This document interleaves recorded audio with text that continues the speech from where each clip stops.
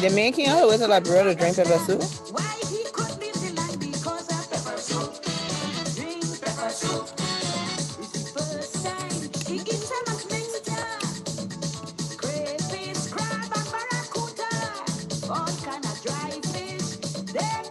All kind of dry fish. Y'all swear.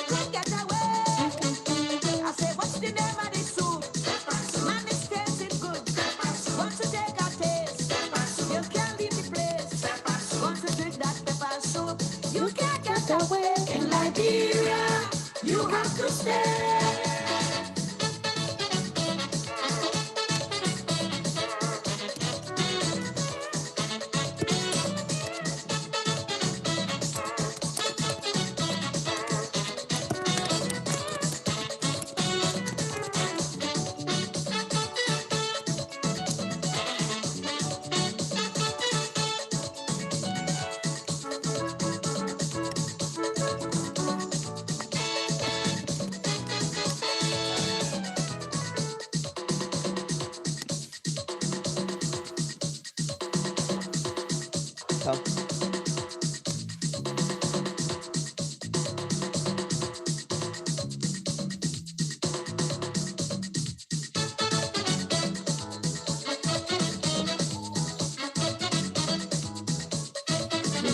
You know, so, well, hello and welcome. Let me turn this down. You know what's funny? I keep hearing the song and I'm like, oh, the Liberian parties I've been to. I don't think I ever heard it played at any party. What? The song. Like, I've never heard it played at like a Liberian party. I mean, you have heard it in a recent party, but I think really? Yeah, but I think that's where I would have heard this song because I remember this song from like my youth. Are your youth in? But not like we're youth now. Well, good evening, ladies, and of course, I'm like so excited to have this conversation. The guest that we're having on today. I always said Minister Cooper is like my favorite minister. And I honestly, I admire Leo Johnson also for a lot of the work that he's done um, within the Liberian community in Canada and also in Liberia itself. So I'm very excited to to have this conversation with them. I hope we all have our questions. We're not going to stay too much on the hot topics this week. I think it's maybe about 3 hot topics, and one of those hot topics will kind of lead into the discussion with Leo regarding the camp situation in Ghana, the refugee situation in Ghana. So with that said, Happy New Week is October 10th. We're starting a great new week. See people watching. Sebastian, hi. Mamu Johnson, hi. Tangi, hi. Tangi will be coming on soon. So yes. Tangi. Hey, Tangi. So Tangi will be coming on soon. We'll confirm a date. And so everybody who's watching, thanks for taking the time to come out. Thanks for taking this time on a Sunday to watch. But new week. How was your last week? My last week again was pretty boring. I'm getting ready to head back to the motherland. So getting ready to head back to the motherland. So I'm trying to wrap up a lot of things on this end. But I had the opportunity this weekend to see, I call them my sister girlfriends because these are people that I've known over 30 years. So it's 30 years of friendship, but one of them I hadn't seen in about 20 years. So even though we've been Zooming and talking, but I hadn't actually seen her. And a lot of my friends I had like from West Africa. So she's from Ghana. Of course, my other girlfriend, Lydia, she's from Cameroon. She says she's from Cameroon, but I swear I don't know. But Lydia's from Cameroon, Shirley's from Ghana. But we all, came here when we were very young. And we grew up together, went to high school, and we just kind of remained friends since then. So it was really nice to come in the mountains. Shirley lives like in the mountains. So might see some bugs flying. Might hear the mountain lion or something. I don't know. But it was just it's a joke. But it was really nice to just kind of chill out for the weekend. So I don't know, Charlene. That was just another week for me. Old friend of mine lost her stepson, about 2 weeks ago in Philadelphia. Oh, wow. So I spent another Saturday watching the funeral on Zoom. But other than that, that was it. That's a quiet week. Yeah. Miss London. I was out. I love it. So I got dragged to a concert, but sadly the person only got one song that's popular. The artist they call Ola Kara, who sang "Hop in My Maserati," and I love that song. He kept singing the song over and over, and there was nothing else. The whole concert with that one song. I own a song. He got all the songs, but I guess that's the only song anybody know. Yeah. Other than that, it was really good with some serious cornbread and some tobagi. I met one Liberian Oma who has adopted me, and she put her toast in some tobagi and some okra sauce and fufu for me. Oh, good. Yeah. Nice. So I had a very Liberian weekend with food. Wonderful. Nice. But then I do like that. I don't know why when I hear the song now, because Charlene, every time she hears it, she's doing this.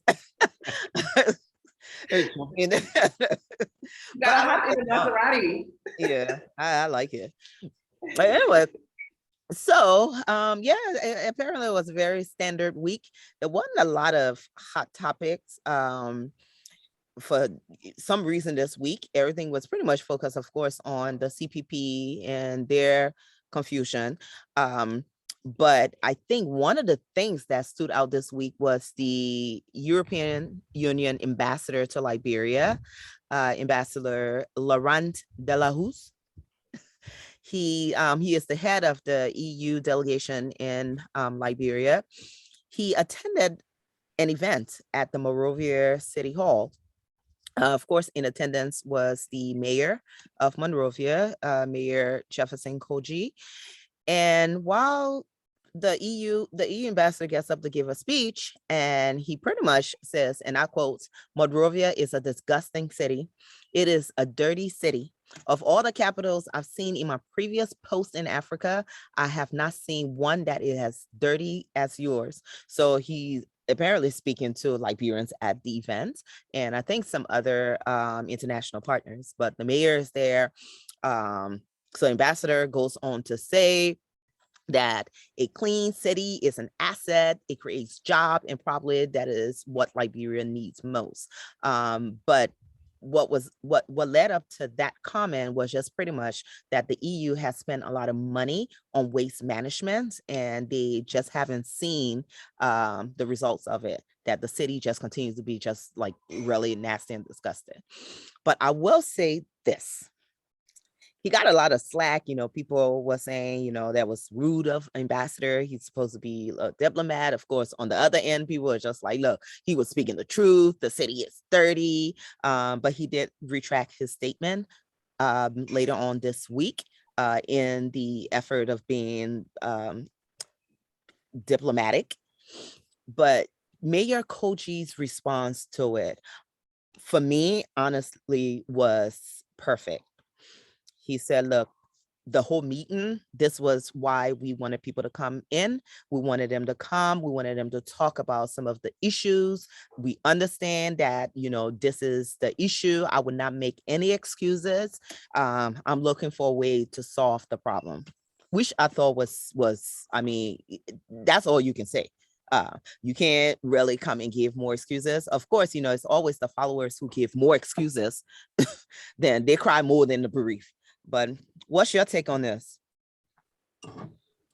Well, okay, obviously the ambassador was not speaking from like a position of having an actual survey done. I'm sorry. So I'm going to admit our first guest, Leo, but we'll go ahead and talk about the hot topics, and then we will, 1 second, let me admit him. So while he connects to it, hi, Leo. Hello, everybody. Hey, welcome to the show. So before I even give you a formal introduction, because I'm all ready to read your formal introduction, we were just talking about some of the hot topics in Liberia, and we were on the EU ambassador's comments that he made. I'm sure you are aware of what happened. So Charlene was just pretty much about to give her take on it.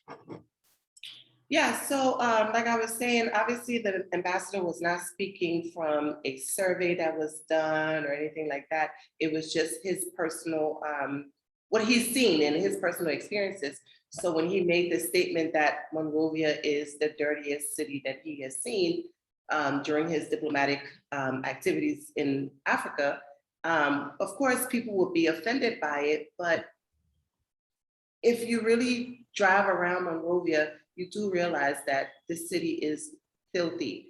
It's beyond dirty, it's filthy. And like you said earlier, the mayor's response was perfect. Sometimes there's no need to make an excuse. It is what it is, accept it, and then let's see how we can find a solution to the problem, as opposed to us saying, oh, but how can he say that?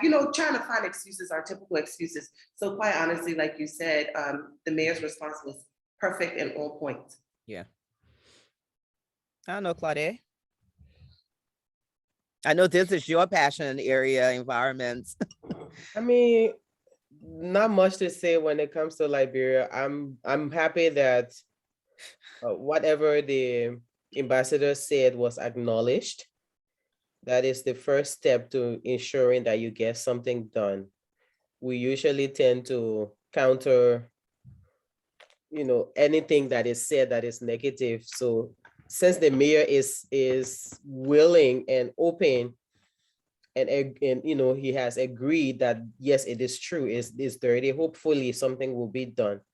I think they should just put more effort into privatizing the cleanliness of the city, and we have a lot of people that can do so much work, and it can provide the bare minimum for a lot of families. Yeah. By just giving one person somewhere to clean. And people just have to be responsible too. It's really annoying being in traffic and seeing people just throwing anything anyhow. The schools can come on, and there is a lot that can be done. Hopefully, I don't know if we're going to get some more money from these different international partners considering how COVID has treated everybody, especially the Western countries. But maybe the city mayor is willing to roll up his sleeves and do something about it. So we got our fingers crossed. I don't know, Leo, you want to chime in? I can say a few words. Yeah. First of all, thank you for having me and good to see you ladies, everybody here. Thank you. It's interesting for me. I agree. I mean, the mayor's response, I think, was the best response possible. I don't know how you respond to something like that. I mean, the facts are glaring. I would have chosen different words as a diplomat compared to what we heard, the actual description of it, especially for a country that you still want to be working in and having good relationships with.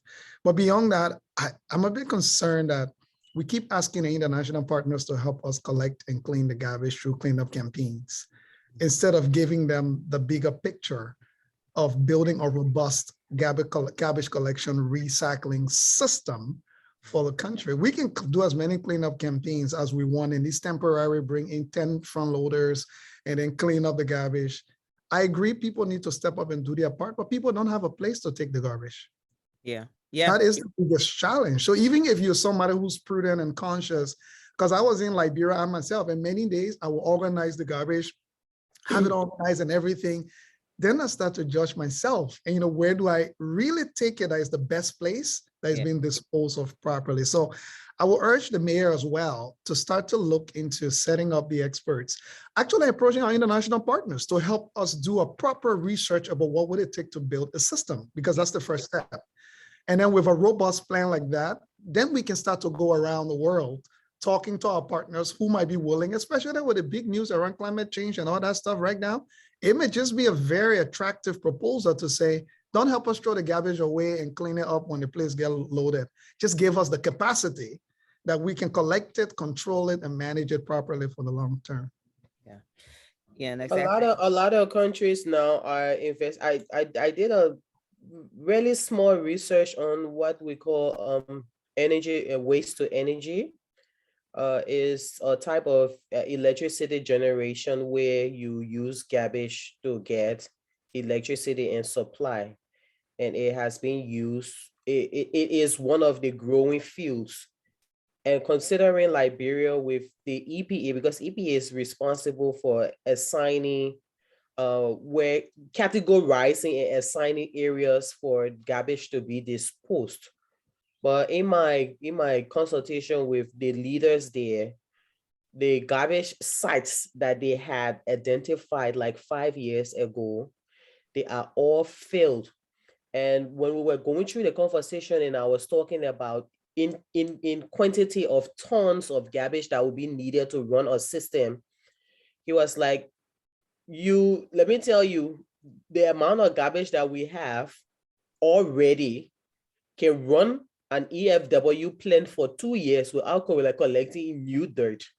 That's how much garbage we have. And our garbage is not divided, is not separated, the hazardous ones. So besides us just cleaning the city, there's so much more, so much more when it comes to the environment and to health that has to be done, that we really need experts. It's not just people sweeping. We need proper experts to come to the table, to sit with EPA And with MCC and develop a plan, as Leo is saying, it's a long hard work. But if they are willing to start, hopefully there are a lot of people that will be willing to help. Just to buttress your point, I'm even surprised that this is an MCC conversation. This has to be elevated to the executive mansion and to the legislature. This is not an MCC conversation. This is a much bigger conversation. So I will hope the mayor can use this office to reflect this as reflective of the Republic of Liberia and not just Monroe, the city of Monrovia. Yeah, and that was what I wanted to point out. You know, in his defense, I think people are even connecting Painesville with Monrovia as well. Painesville is a separate city. Painesville is actually the largest city. This is where the one-way station is located. I know when I work at Painesville City Corporation, people were concerned about the dirt around the marketplaces. But when we went into Red Light, one of my first visits into Red Light, I mean, you go in the back, they had a trash pile up for over like 13 years. So just the whole Civil War, nobody had ever removed the trash. There were dead bodies in there. They literally used to take dead bodies and just throw it in there. Even though Painesville, we brag to be, you know, the largest city, we were a city by ourselves, but a lot of the aid that came in, it went through Monrovia City Corporation. And like Leo and Claudia, you were saying, this was not a holistic, there was never a holistic plan. It was just pretty much, you organize a group to go clean up the dirt from where we can see it when we're driving. And then when you start to understand the process of how trash is collected from the home to the final destination, it's not even well planned out, because you had a lot of community people who, the community-based enterprises who said, okay, we will go to the homes, we'll collect the garbage, and then we'll put it to the designated areas. Then that became a problem, because they will go and collect the dirt, but when they take it to the designated area, it will get overcrowded. You know, they won't, the company who was responsible for coming to pick up that dirt, they won't come on time for whatever reason. They have their challenges. So it was just like this. Everybody had their own excuse, so you could never solve it, because like you said, it was not really looked at as a holistic thing. It was just pretty much, let's clean up what we can see. We don't want to see the dirt, let it go in the back, and then that was it. So hopefully the mayor, you know, I love his response. It was just, look, yeah, that's true. But again, you know, hopefully he's able to elevate it to the executive level. But with that said, and I'm glad that the EU ambassador did come back and retract his statement. I would have even pushed him harder. Maybe they have been misdirecting their investment to the wrong place. Maybe they need to start having a bigger conversation instead of dropping ants meat around on us from Monrovia, to start to say, let's have a serious conversation with Liberia as to how we can support the country for the long term with this garbage situation, rather than every now and then when there's a garbage crisis, then they give us 10 front loaders or 5 front loaders to go move the garbage, and then they come and celebrate and cut the ribbon, and then we wait again for 2 more years again, and then we go back to the, and by then all the other front loaders are already broken down. Exactly. Yeah, that was the other thing. Yeah, you start calling the private companies and like, hey, look, they truck not break down. And then that's also a responsibility that the citizens have to play. And it's a double-edged sword for the citizens. We say, oh, the people shouldn't drop dirt in the street. I remember I used to go running with a friend of mine, will go, you know, run through Single. And I'm always hesitant about dropping stuff in the street, because I was raised to not drop dirt in the street. But I'm running and I ate a banana and I wanted to drop it somewhere. I had a banana in a water bottle. Then I started looking for a trash can. I'm like, what's up? We're telling people not to put the dirt in the street, but where should they put it? Where exactly should they drop the dirt? I mean, we walk all the way in St. Paul. The first public trash can that I saw was in front of the Monrovia City Hall. That was the first place I saw it. I saw a little drainage along where I could have dropped it in, but of course, being me, it was hard for me to do that. So as we task in the citizens to be more responsible, we have to also provide the necessary resources for them to be responsible. We got to put the trash cans out there. I know we tried to do it in Painesville and they stole it. We got to a point where we were chaining the trash can and they still stole it. But the citizens themselves need to be a little bit more responsible. And as they've been responsible, we need to provide the resources and we need to hold them accountable when they're not. So, but with that said, I don't want to spend too much time on the cleanliness of the city. And it's not just Monrovia. When they're saying Monrovia, let them add the greater Monrovia area, which includes some of the townships outside and also the city of Painesville. So, but we'll be looking to see what Major Koji, what he does. So you'll notice there's a young guy who has joined us. This is Leo Johnson, and I'm just gonna read like a little clip of who Leo is. I'm sure a lot of you have heard his name, seen him on Facebook, or even seen him in Liberia. He's been a great help, not only to the asset, I should say, not only to the Liberian Canadian community, but also the community in Liberia on the ground. So Leo is an experienced nonprofit executive, entrepreneur. He's a human rights specialist, a public speaker, and a United Nations fellow. As a teenager, he spent 8 years in the refugee camp in Ivory Coast and Ghana after fleeing from the civil war in Liberia. In 2006, he resettled in Canada as a government-assisted refugee. In 2007, Leo founded the Empowerment Squared, a Canadian charity building a world where everyone is empowered with the tools and opportunities to thrive and contribute to society. This vision is achieved by empowering newcomer and marginalized youth and communities in Canada and across the world to succeed through mentorship, access to post-secondary education, information literacy, and sports and recreation. Under Leo's leadership as executive director, the organization has assisted over 2,000 newcomer youth and families.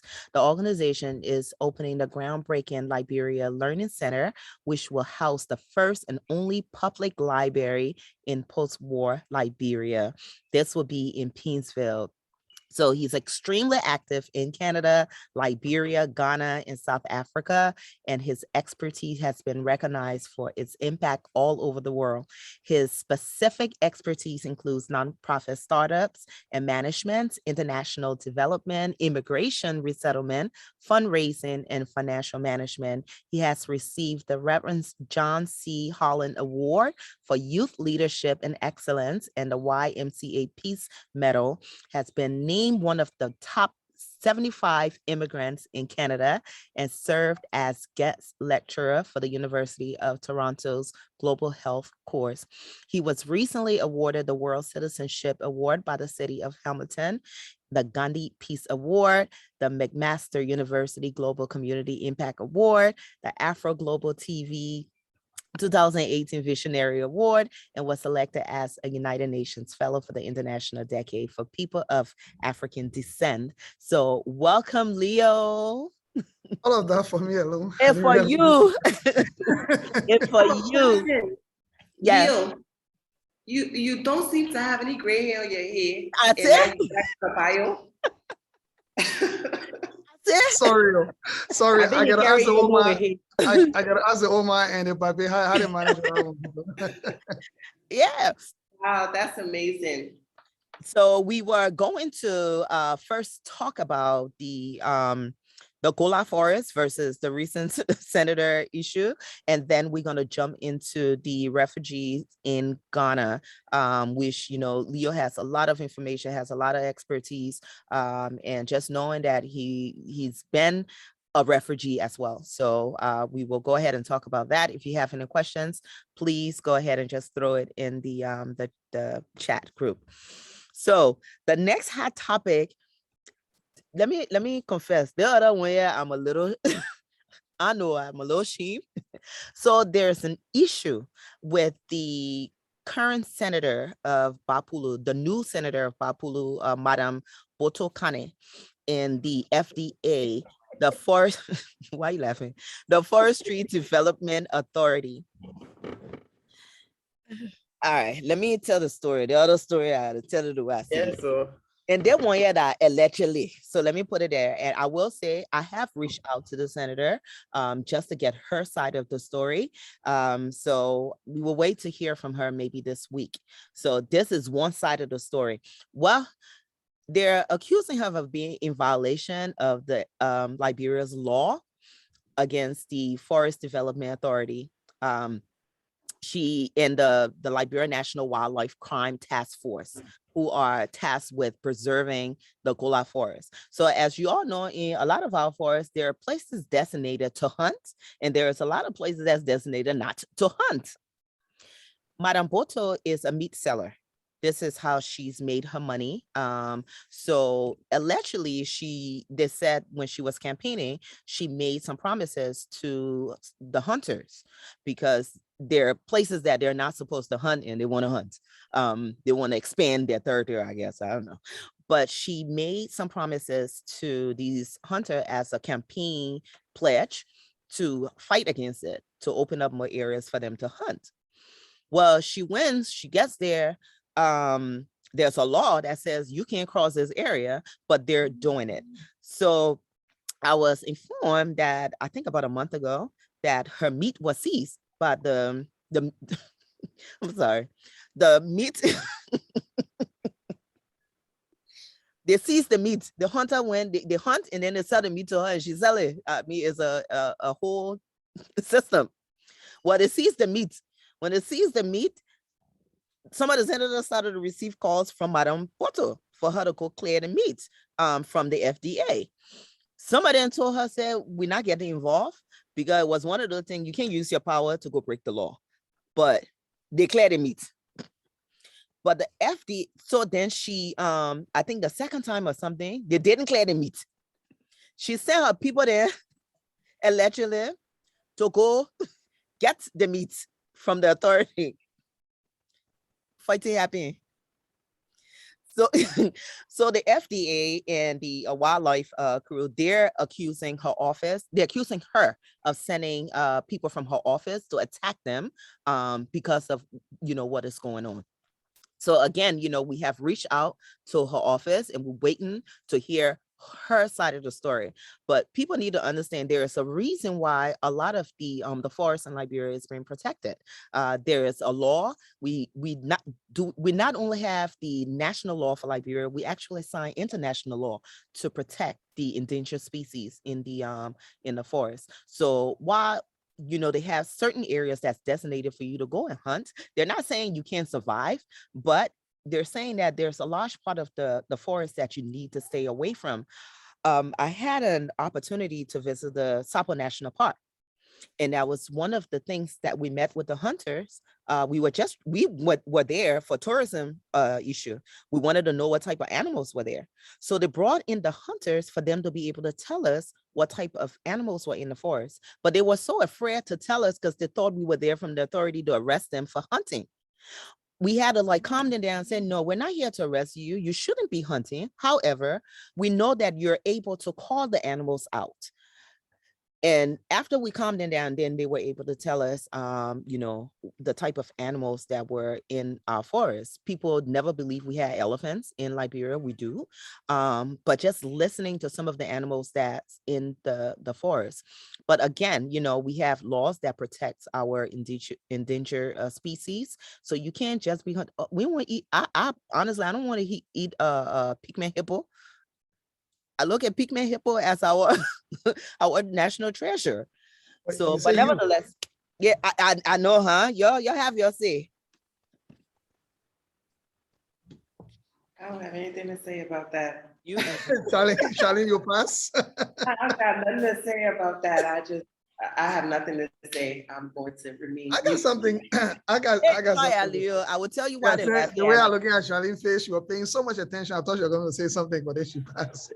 So, no, I think there's a bigger problem here. I think this is what has happened when we've marginalized a huge part of our population for so long in our history when it comes to education. we've restricted these things to Monrovia and urban areas where people talk about them. There has been no interpretation of these things in the rural areas. We're signing on to all kinds of international protocols that nobody understands out, even in Monrovia, that only a handful of people really understand why we are not supposed to maybe kill a certain animal or hunt a certain animal. So you go to the rural side and you tell people they're not supposed to hunt in this forest, and in their mind, you are keeping it for your own value for yourself. They don't have an interpretation to understand the impact on the ecosystem and, respecting international treaties. Why, if we drive these animals extinct, it might affect our own lives as people, the contribution they have to our own existence because of what they bring to the environment. So I would say it's a bigger issue. And I'm glad that it's being elevated now. There's a senator directly involved. Sometimes the blessings comes in disguise. There's a senator involved now, so you can't hide it anymore. But I think we've neglected, like many things, this is one of them, even the environmental issues that we talk about. We have failed to provide the education that is required. So it has become the Kui people thing versus the country people thing. Rather than it becoming a discussion, education around Liberia might start experiencing less rainfall because of the level of destruction we are doing to ourselves, which might be a discussion around your farm may not yield as much crop anymore like it used to, which is poverty for you, because if you can grow enough crop, you can sell in the market, you can buy food to feed your children. The same way we take it seriously because we understand it, so we take it seriously. So I think it's a big failure. It's not a blame on the people living in the rural areas and the hunters and them. It's a bigger failure on government, on civil society organizations, on private institutions, on community associations, to all of us starting to do our part to provide the necessary education that allow people to understand that, oh, myself would benefit too if we kill all the monkey there in the country, or we not kill all the elephant in the country as well. Yeah. But I saw a comment from Veda on here asking if we need to educate the senator on, these issues. But quite honestly, at that position, she's supposed to be providing the education to the citizens. So yes, of course, we need to provide, or the education needs to be provided to the senator, but for her to be in that position today as senator, she's supposed to be the one that is educated and now giving that information back to the citizens of Bapulu County. Yeah. And for me, I think that's one of the reasons why Claudia and Charlene were laughing, because, let's rewind. Before this woman was actually seated as senator, there was a big movement to get her seated. Before it was even announced that she won, there was a movement by the women of Liberia to safely get her out of Bapulu into Monrovia, where she had told us she was being threatened because of the elections. And I remember I had never met her. I didn't know she was running. I'm all for women's participation, but I honestly didn't even know there was a woman running in Bapulu, and that was pretty much winning. But I don't like bullies. So when I heard the story, it's like, nobody should be threatened when they're running for public office, and let everybody have a fair shot, and let the people vote for who they want to vote for. But the stories we heard coming out of Bapulu, it was very scary. It was scary for a woman. I'm a woman, and to hear about rape and to hear about, people chasing you, people trying to kill you. It was kind of scary. So I jumped in to help. Well, she got out of Monrovia, we celebrated, strong woman. Let's get her in the legislature. And I will say there was a lot of women who were prepared to wrap their hands around her and help her navigate her way through the legislature once she got seated. But there was another controversial that came out regarding the $15,000-$30,000 that each senator got. The women started to ask questions to other women within the legislature and say, hey, are you guys going to accept it? Why are you accepting it? And she went silent. So it was just, I'm like, okay, are the women we only exist to help? Or, what is our role? when you get in trouble, we rush to help you because you're a woman, because you're being marginalized, because we want to see more women in the legislature fighting for issues that affect us. So we support you. But once you get there, you know what happened. I know for a fact she has a lot of people who are experts in different fields who are ready to help. So even if you get in the office, you may not know all of the international protocols. Like Leo is saying, we sign international protocols, but it doesn't really trickle down to the people who it actually affects. But you have access to people who have expertise. You don't ask questions. You don't come. I heard about this story about a month ago from somebody working in the UN who were just like, what's going on with your woman? Yeah, what going on with your woman? I even had an opportunity to I serve as a moderator for the EJS Center, and she was one of the ladies on there. I was so impressed with this woman when she told her story. So there are people who are willing to help. So even if you're not very educated to know some of the issues, ask questions. We all don't know anything, but like I said, we've reached out to her, and I will wait to hear from her. And hopefully by maybe next week, we can have her on, or we can speak to her, whether it's on camera or off camera, just to get her side of the story. So yeah, that's all I would say. Let Yeah, her yeah, but, I want yeah, what think Wale get to say also. they just laugh me. That mean they laugh me, but when I say nothing.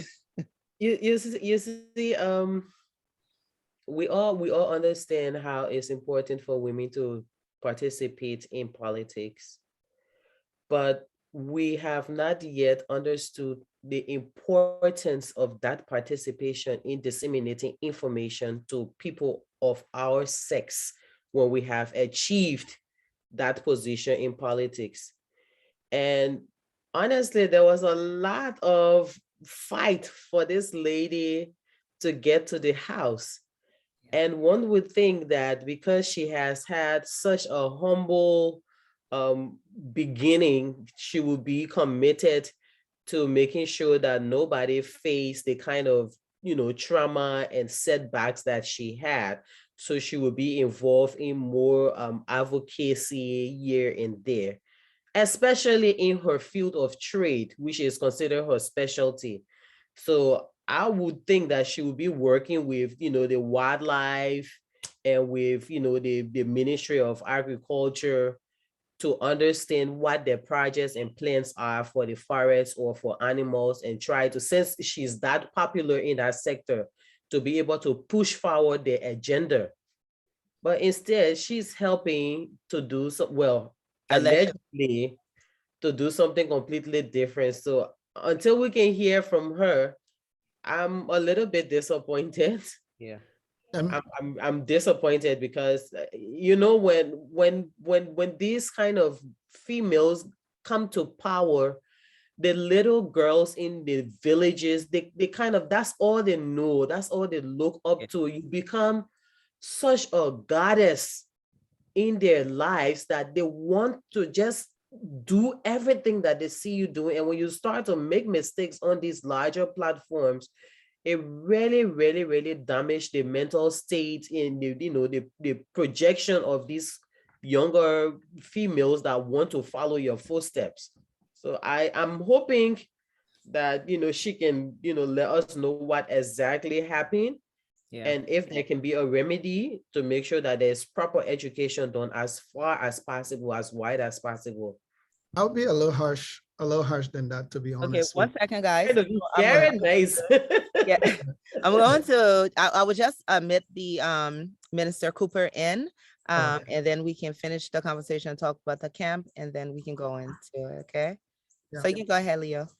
Yeah, I will be a little harsh than that, if you want to call it that way, because I'm one person who always said, the moment you put your hand up and say, I am responsible to solve the problem and I'm capable of providing the solution, you've lost every right to cite an excuse for why you are not solving the problem. That is the reason why in leadership, we often say that you have a responsibility to evaluate the problem and make sure you are capable of solving the problem before putting your hand up and say, y'all put me there. Because remember, this is not just an elected position. The Liberian people are paying you a lot of money to get this done. But number two, you represent a very important constituency in our country. You represent women, one of the most marginalized groups in our entire history, even up till today. So you have a greater responsibility, not just to yourself or to the country, but to not let that group down, because that is one more opportunity for which women can be empowered, can be inspired to even take on the mantle more and find openings in places where they've been denied openings for so long. So I will say to the Senator Bodokana, with all due respect, there is no excuse for you not knowing your job. There are a lot of women who rallied around in this country to support you because of the story and everything you brought to bear. You now have a responsibility to them. If you need help as a leader, you seek help. If you are challenged as a leader, you look for ways not to fall back on the things that you just think you know because it cannot be done. So as a senator, I think Senator Kane needs to know that there isn't a lot of room for error in this job because, like I said, it's not just the government of Liberia that depends on her. Women all over the country, whether rural women or urban women, educated, non-educated, all of them, there's a lot riding on her shoulders. And I hope she can acknowledge that responsibility sooner rather than later. Okay, well, thanks, guys. So we've been joined by the Minister of Agriculture. Hi, Minister Cooper. How are you? Hi, Salamartu. Hello, everyone. Hello. All the main bad guys then here. Yo, hello, Charlene. Hi. So before we even get to you, there was one more topic we wanted to discuss, and it's the situation in Ghana. And then after that, I will introduce you, and then we can go into agriculture. I know something you're very passionate about. No worries. I was listening keenly to the conversation. Y'all go ahead. Nice. You ready? I hear. All right. So now there's the Butambaram Kem. I don't know why I can't say that one word. Butam.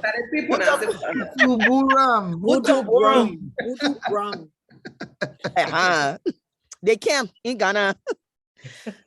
But I'm sure everybody's been following what's been happening. But last week, I think they were scheduled to be evicted on the 30th, but they suspended the eviction, I was told. So they're still on the camp. We have Leo here because Leo came on before and spoke about what was happening in the camp, a lot of information that we didn't have. And two, I had the opportunity to speak with him off camera, and he had more information that we didn't have. We are all aware that there was a camp in Ghana set up for refugees during the war.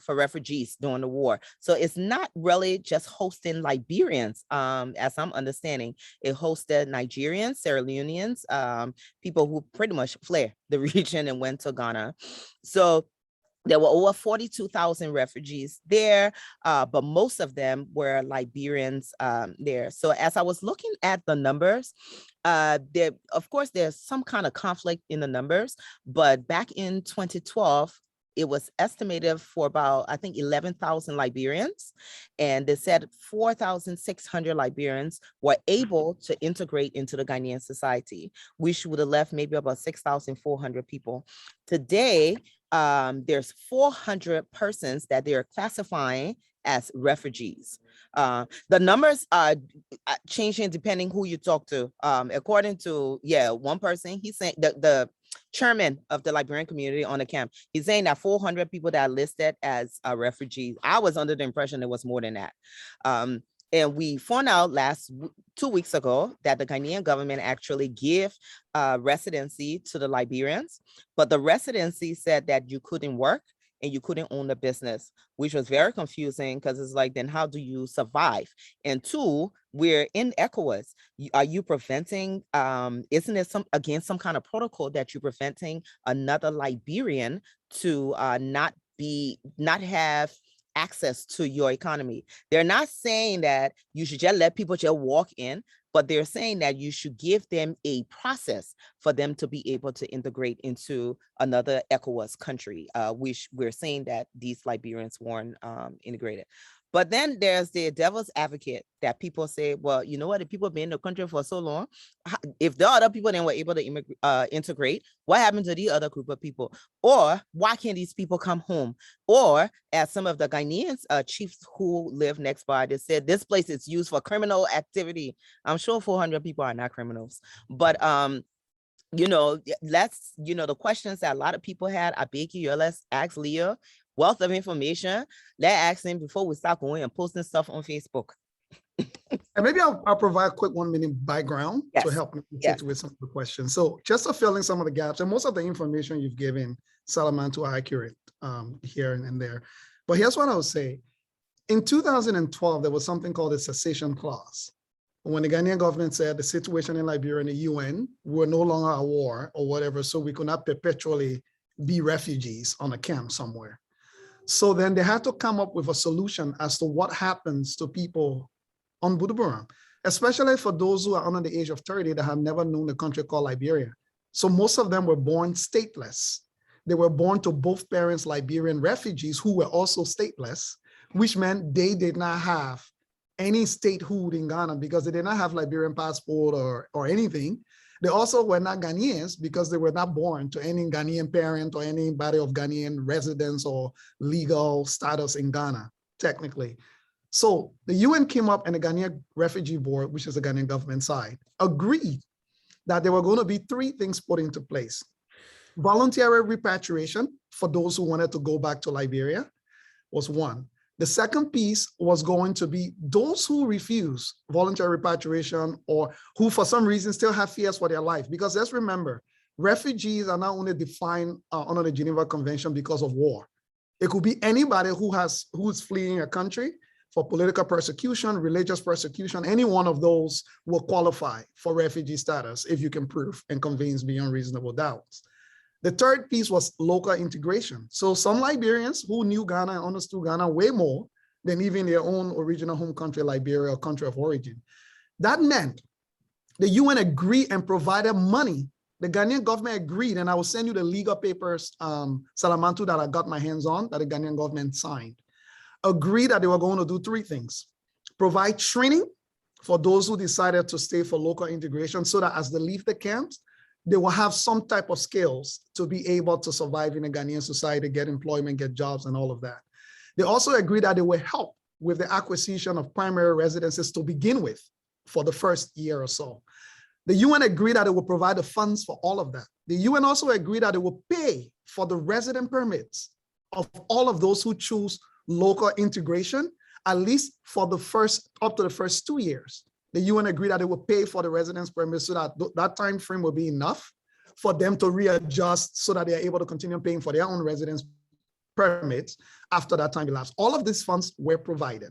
What is shocking and what I was trying to explain the last time when we talked is that most of these people, their information was taken, the residence permit had not been issued up to today's date.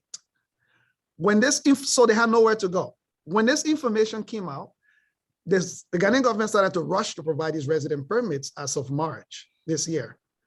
But in the residence permit that they're issuing, it says you are not allowed to work or do any business for gain in Ghana.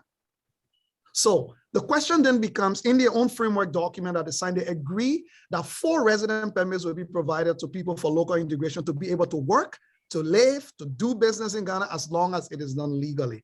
But the reason they are saying there are 400 refugees is this. Those who refuse local integration and voluntary repatriation and said they still have fears for their life and wanted to be on refugee status and could prove it, were given refugee status. That is the 400. So under their technical definition, it is only those 400 that actually qualify for what is called refugee status. The rest of the other Liberians, who will be around 6,000, around that number, are either people who opted for local integration or people who opted for voluntary repatriation. The ones who opted for voluntary repatriation are still waiting for travel documents. The Liberian government, as I found out when I engaged the Liberian government, did issue travel documents, but those documents got held up within the Ghanaian system because those documents had to be given to the Ghana Refugee Board for onward transmission to Liberians who have opted for voluntary repatriation, because you need some type of legal travel document to get on the plane or take the car to go through various borders to get to Liberia safely. So these people are stuck in limbo. This is not a refuser to leave Butuburam. Out of the 400 people, those for voluntary repatriation are waiting for their travel documents. Those for local integration are still waiting for their resident permits that will allow them to be able to move on to normal life in Ghana. Wow. I think you're on mute. Me? Salamartu was saying something. Salamartu, you're muted. Sorry. Go ahead. I just think it's such a unfortunate situation that the Liberians have been on this camp for all of these years, and all the other countries that, well, the Western world, when you go, they find some way to integrate refugees into the system. So for Liberians to have been in Ghana for all of these years and still have no pathway to becoming a permanent resident or becoming a citizen, being able to own businesses and things like that, it's very disheartening. And then also where we had last year, the year before, where Ghana had the year of the return, where they were encouraging African Americans to come from all around the world, and here we are, their neighbors, and we're not even giving them the opportunity to become to actually be integrated into the system. So for me, it's really disheartening. But there were Liberians who were able to integrate into the Ghanaian society. So it's not like all the Liberians who have been there, they weren't able. I was reading the numbers earlier, and it's estimated that about, one second, that's about 4,600 persons. They were integrated into the Ghanaian society. They got their papers, they're living there, they're Ghanaian, whatever. But now you have the other issues that Leo is saying. Okay, so there are some who said, I won't go back to Liberia. Give me my travel document, because I can't go back without the travel document, or maybe I might want to go somewhere else. Liberia issues the travel document. The Ghanaian system, it gets lost in the Ghanaian system. And between there, you have two governments that you have one government who's threatened to pretty much kick the people out, even though they lost the stuff. But then you have another government who is not really working to fight for the citizens. And for me, that's my issue. Where our government in all of this, they've been very silent in saying something. It's just, say something. Where do you stand? It seems as if the law is actually on our side as Liberians, even though, yeah, we are refugees in Ghana, but we didn't just fly into Ghana lawlessly. We went there legally. We went as refugees. We went through a system. We got stuck there. Somewhere along the line, things happen. We understand papers get missing. But if you're not trying to resolve the end for the Ghanaians now, you're not trying to resolve where you messed up, but instead you're saying, let these people, they need to leave. They need to leave. They need to leave. And then you got the Liberians here who, you talking about the Ghanaians welcoming the year of the return. You got the Liberians here who are saying, no, they might not even come back. Yeah, let them stay over there. You got us who right here saying, no, they might not come back. So. And just to say, to sound a caveat, Salamantu, and for everybody, is that sometimes people misinterpret this as meaning to be ungrateful to Ghana. This has nothing to do with ingratitude. We have remained grateful and will forever remain grateful to the country and people of Ghana for opening their borders when we needed a safe refuge. Yeah. That gratitude is forever. And even for the soldiers coming to Liberia and helping us when we needed help, we remain grateful. But this is about international laws that we all operate under. And just to correct that point, Salamantu, the reason the first group of Liberians got integrated, when the process just started, where the UN itself was involved, the first batch of people who went through, got their paperwork, got their documents, but in the UN left the rest of the process to the Ghana Refugee Board, which is the local Ghanaian refugee body. That is where everything got stuck. And some people have spent 4 years waiting for their residence permit to be able to move out of the camp. So I don't want people to confuse this as being ungrateful to Ghana and all of that stuff. This has nothing to do with that. We forever remain grateful to Ghana. All we are asking for is that all of the players get involved so that there is an amicable and peaceful end to this. We don't want this rift to stir up something that none of us are ready to actually deal with right now. Yeah. Amen. So I was trying to see if we had some questions here regarding that. So far, no questions. So we're gonna just kind of jump in with the minister. So Charlene. Yes, good evening, Minister Cooper. Good evening, ladies. So good to see you all. Good seeing you as well. So I've been tasked with, Leo Johnson's my first time listening to you. I'm fascinated. yeah. Congratulations. Thank you. So I've been tasked with reading your bio. I thought Leo with no gray hair had a lot going on, but Minister Cooper, we work tonight.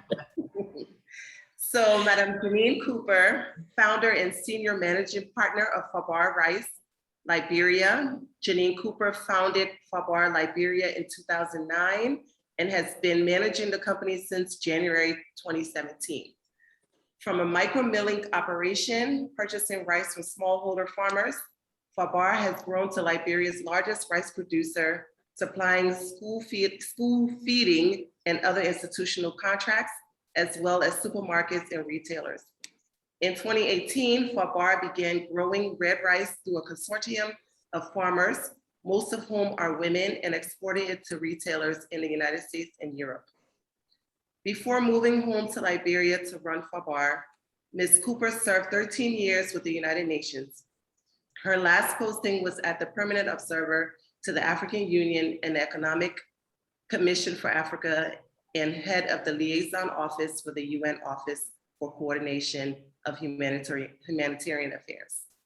Ms. Cooper also held postings with the UN OSHA in Kenya and for the Eastern and Southern Africa region. Ms. Cooper's career spans an additional 10 years of humanitarian work with international NGOs and charitable institutions in Africa. She worked with the first team of Medicine Sans Frontières, Belgium, which served Liberians during the Civil War in 1990 to 1996. Ms. Cooper founded a local NGO in Liberia, the Children's Assistance Program, which has served the youth since 1991 and is a leading partner in child development. Ms. Cooper has also supported community initiated agriculture projects and served on the board of directors of developmental bodies and educational institutions in Liberia and in Cote d'Ivoire.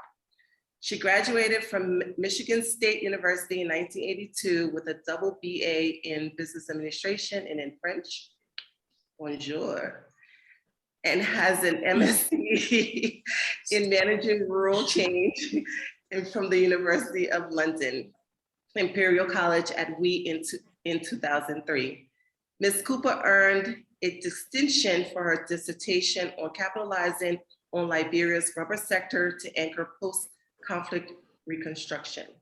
She has completed several certificate courses on business and entrepreneurship and has published several blogs and short stories.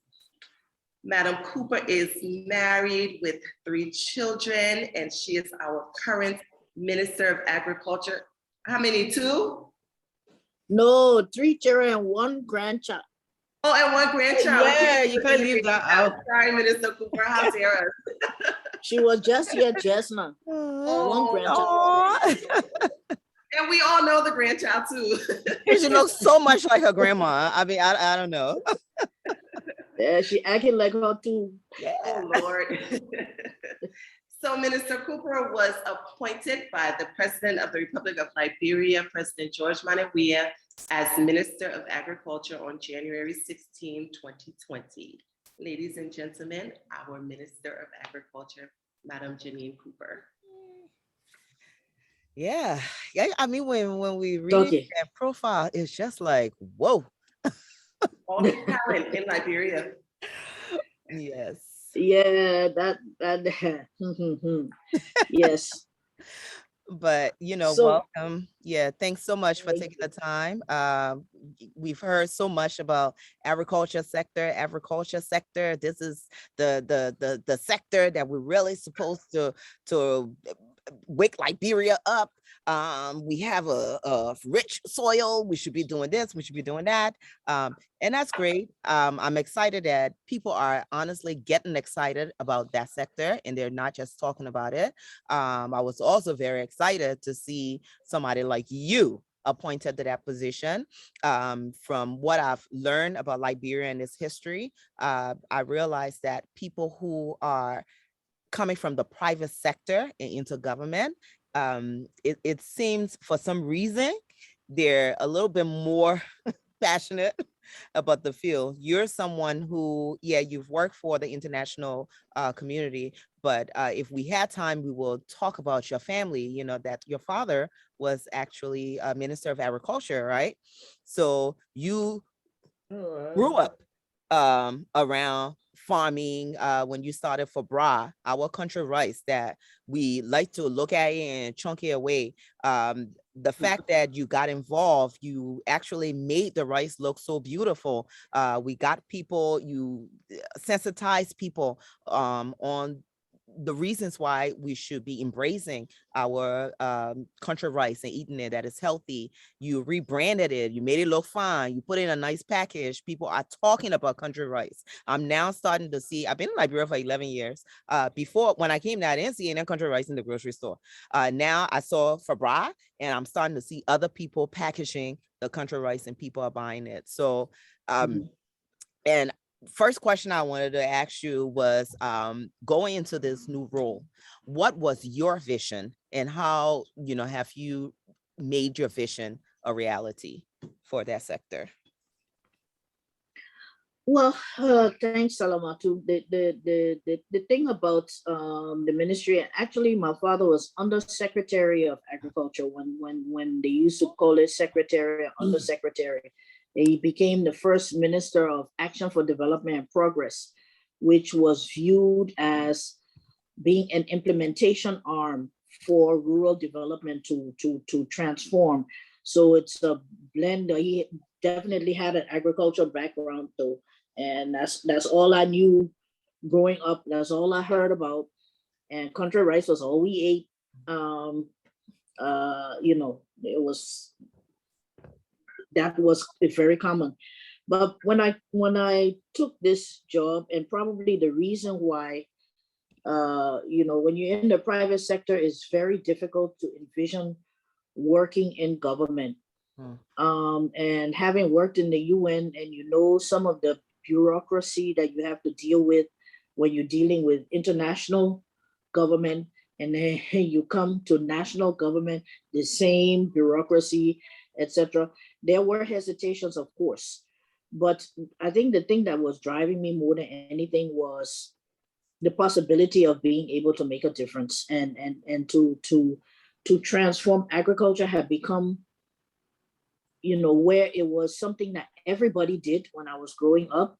It had become something that people really looked down on, as not only as a vocation. People didn't understand it. We happily had slipped into, after the war, into this fashion of importing everything. And I mean, when I was in the private sector, not 5 years, about 3 years or 4 years that I had in the private sector between the UN and the government job, I just couldn't understand people's willingness to accept mediocre food, substandard foods, substandard goods, when we have so much potential to produce the organic food that out there everybody is looking for. I got a funny story. Just the other day, I was in New York, and I went into the salon to do my nails. And they told me they had an organic nail polish. I said, Jesus. They say it's very long lasting and it's organic. So I start to wonder why exactly it's in the other nail polish that I've been using all my life. By the way, this is to say that organic, pesticide-free, chemical-free. That's what we grew. And then when I did research for my rare rice, because I wanted to create a brand and marketing and all of that. So you do the research to talk about the health benefits of the rice. And I know the rice is healthy, but anyway, so I did the research and I found out it's the healthiest rice in the world. I said, we're growing it here, but we don't want to eat it here. There's a disconnect, people I know and love would tell me when we first got started, and my son started the business. Of course, I couldn't start it when I was working in the UN. My son Fabio started it, and he took all of the hard knocks of a pioneer. I came in and got the benefits. When he would go place after place after place, and then like country rice, oh no, it'll break my teeth, it'll swell my stomach, it'll itch my skin, it'll do this, it'll do that. But out in other countries, they were loving it. So I said, okay, I would just not bother, to come and change people's mindset. That's firmly, they really prefer to eat the food that the Indian people don't want to eat in their own country. They send it here. More power to them. Yes, the country rice, let me focus on that and do it for export. But it was difficult to leave your country behind when you see people making the wrong decisions. So these are some of the things that influenced me to take on the role as minister, to see if I could effect, first thing, this paradigm shift about agriculture. And I think in many ways, there's been some successes. The vision that I had was, catalyzing transformation, renewal, economic renewal, because we were getting, since Ebola basically, and then the downturn in commodity prices, we only export primary commodities, and we import finished goods. So, trying to trigger something in the agricultural sector, I was thinking we need to export more value-added products like the rice that I was doing. In fact, President Weah said to me, I want you to do for the sector what you did with your company. Make this sector look, make it viable, so that if I go somewhere else, I can see Liberian rice, Liberian pepper, Liberian vegetables, Liberian palm butter. I mean, all of us who have lived in the diaspora, we're sitting down there and we eat Ghana fresh and Trophy and all the other one, even the one that says Liberia fresh, don't mind it, is made in Ghana. Yeah. And and you say, but we have all this wonderful palm oil, palm products. Our palm is the wild palm. It's not this mass production something. It tastes so much better. Right. But yeah, so that was the vision that was driving me. Is that transformation and catalyzing that transformation and change in thinking. Yeah, and I was trying not to go through the comments just now, but I just saw something that I'm like, it explains what she's doing. Veda said she ignited an entire sector. I always tell people that sometimes it just takes one person to spot the fire. I mean, it's a cliche, and then you see people just coming together and just they wake up and they say, okay, we're getting back on it. We're going to make sure this sector is an attractive sector. And as you were talking about branding and making sure that we see Liberian products outside, story about your rice. So I came to the States to one of my visits, and I'm at my aunt's house. My cousin, she eats very healthy stuff. She's ordering food from, this restaurant. She's very healthy, health conscious. And she said the reason why she ordered, there's this company in New York that actually package healthy food and then they sell it throughout the US. And she saw that the rice was made in Liberia. So she just bought it because it was made in Liberia. So when I got there, she said, do you recognize this company? And it was for brown rice. And I'm like, oh my God, we've made it. I got so I have my excited. moments like that too. Yeah, I got so excited because I've gotten into the habit now when I go into a lot of the African stores, I'm reading on the back of stuff to find out where it was made. And I have seen the palm from Liberia, but made and packaged in Ghana. So, we have to wake up the private sector, the Liberian private sector. We have to wake them up. We got to sensitize them. We got to get them excited about the products that are coming out of Liberia. So thanks for uniting the sector. Before I turn it over to the other ladies, I wanted to know what are some of the programs that you have started since you've been at the Ministry of Agriculture that are usually, well, I want to say the ones that are targeted for our MSMEs or women-owned businesses in Liberia. Well, yeah, I'd love to take credit for starting them, but the truth of the matter is there's some projects that I'm very, very even more passionate about. We have a portfolio of development projects in the ministry, and of course, a lot of our partners, the EU, USAID, bilateral partners, Germany, Sweden, etc. They have projects in the agricultural sphere. But there was one that I was basically home in 2016, and that was it's called the STAR Project, a Smallholder Transformation and Agribusiness Revitalization Project, and it was following up on some very important shifts in thinking in overseas development assistance, so the usual development projects. And that started with the Food Enterprise FED project of USAID. FED was started around 2010, 2011 or so, just around the time that we were founding FABRA.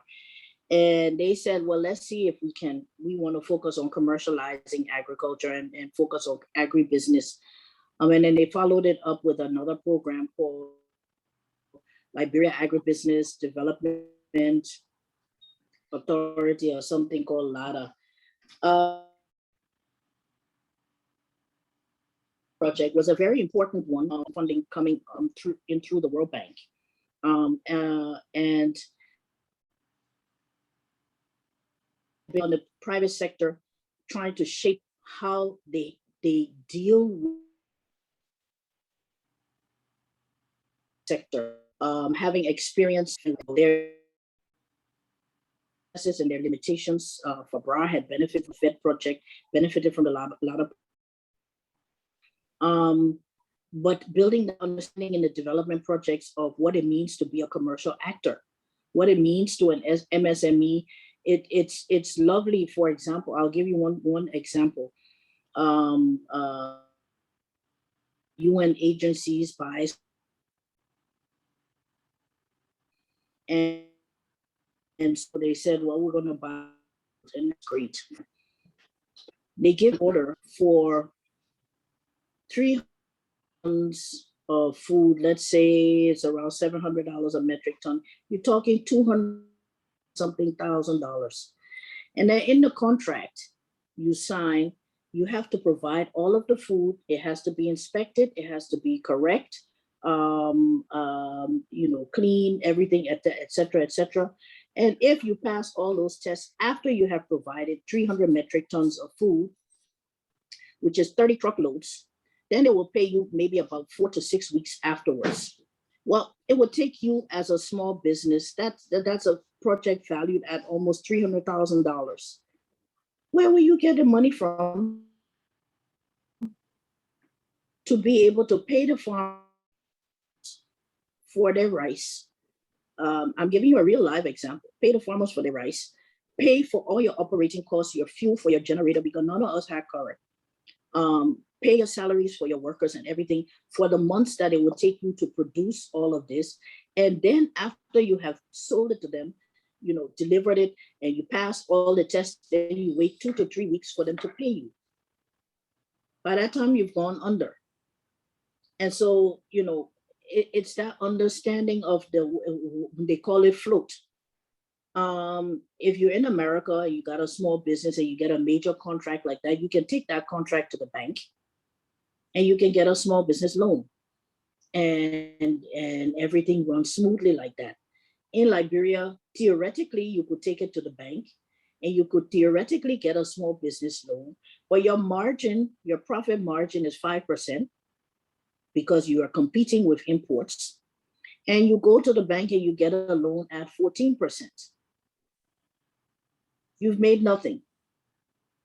Okay, so we did that 1 or 2 times, and after that I started saying, "Oh, no, we need to look at things differently." And so I was very, very vocal. People know I carried those people up and down this country, telling them the challenges that MSMEs face when they design projects that kind of box us out. When simple things that you could buy from local, and there's a local content law that was put in place by the Ministry of Commerce and the government in 2015, 2016 or something, that all these people who are buying are supposed to buy at least I think 10% or 3% or something locally, and if it's a government entity, it's supposed to buy 25% local. No, they put so many hurdles there that you're jumping and you're jumping and you're jumping, and basically it's just not implemented anymore. So shaping this project, and I'm not yet in the ministry just as the project is starting up. They've just hired their staff and they're getting going. And so I felt very much a part of the project, even though I had interacted with it from the perspective of the private sector. But now I'm minister and I'm so-called managing the project. And I find that pretty much the same mindset that I have been fighting all the time in the private sector is embedded in the government and the project management, and everything is still looking at things from the perspective of a development project and not from the perspective of the small business. So then you have fights with people and saying, no, you cannot go and import cassava stalks. You cannot go and give a contract to a foreign construction company to come and plant all palm seedlings or something like that. I'm mixing things up, and I'm not referring to anybody in particular, but these are real life situations that I had to combat, and trying to get people in the ministry and in the projects to understand that we're trying to grow our own commercial sector. And there are real challenges that they're facing that these projects are meant to help and address. But not if you sit down and you cite some obscure procurement rule that says, oh, okay, we're buying, let's say, palm oil from local producers. And the idea is very simple. You buy from them, they can go and buy from the local farmers, and that money multiplies and circulates in the economy. Nah, you got all the procurement rules, and oh, you have to have supplied a contract of 300 metric tons. Well, very few of us have had that opportunity. So this is a first time, and then you box out the Liberians, and then you fall back on the same suppliers who supply all the time. It's been a challenge, yes. It's been a challenge, but we have been able to do a lot of good, and part of that is just what Veda said. She calls it igniting a sector. I like that. I will claim it. I'll take it.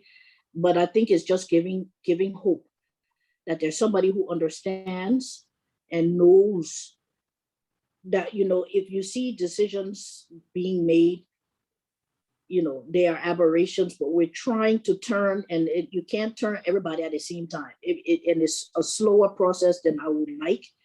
I like to tell people I got a shelf life myself. And that's only so long I can be banging my head on this tool. But there's real hope, there's passion, there's activity in there. And we're getting more and more vocal. And it's now, Fabra Rice is is now, you can find it, yes, but it's not the big story anymore. There's so many big stories all the time, and that just pleases me, and I think that's what we're driving for. Nice.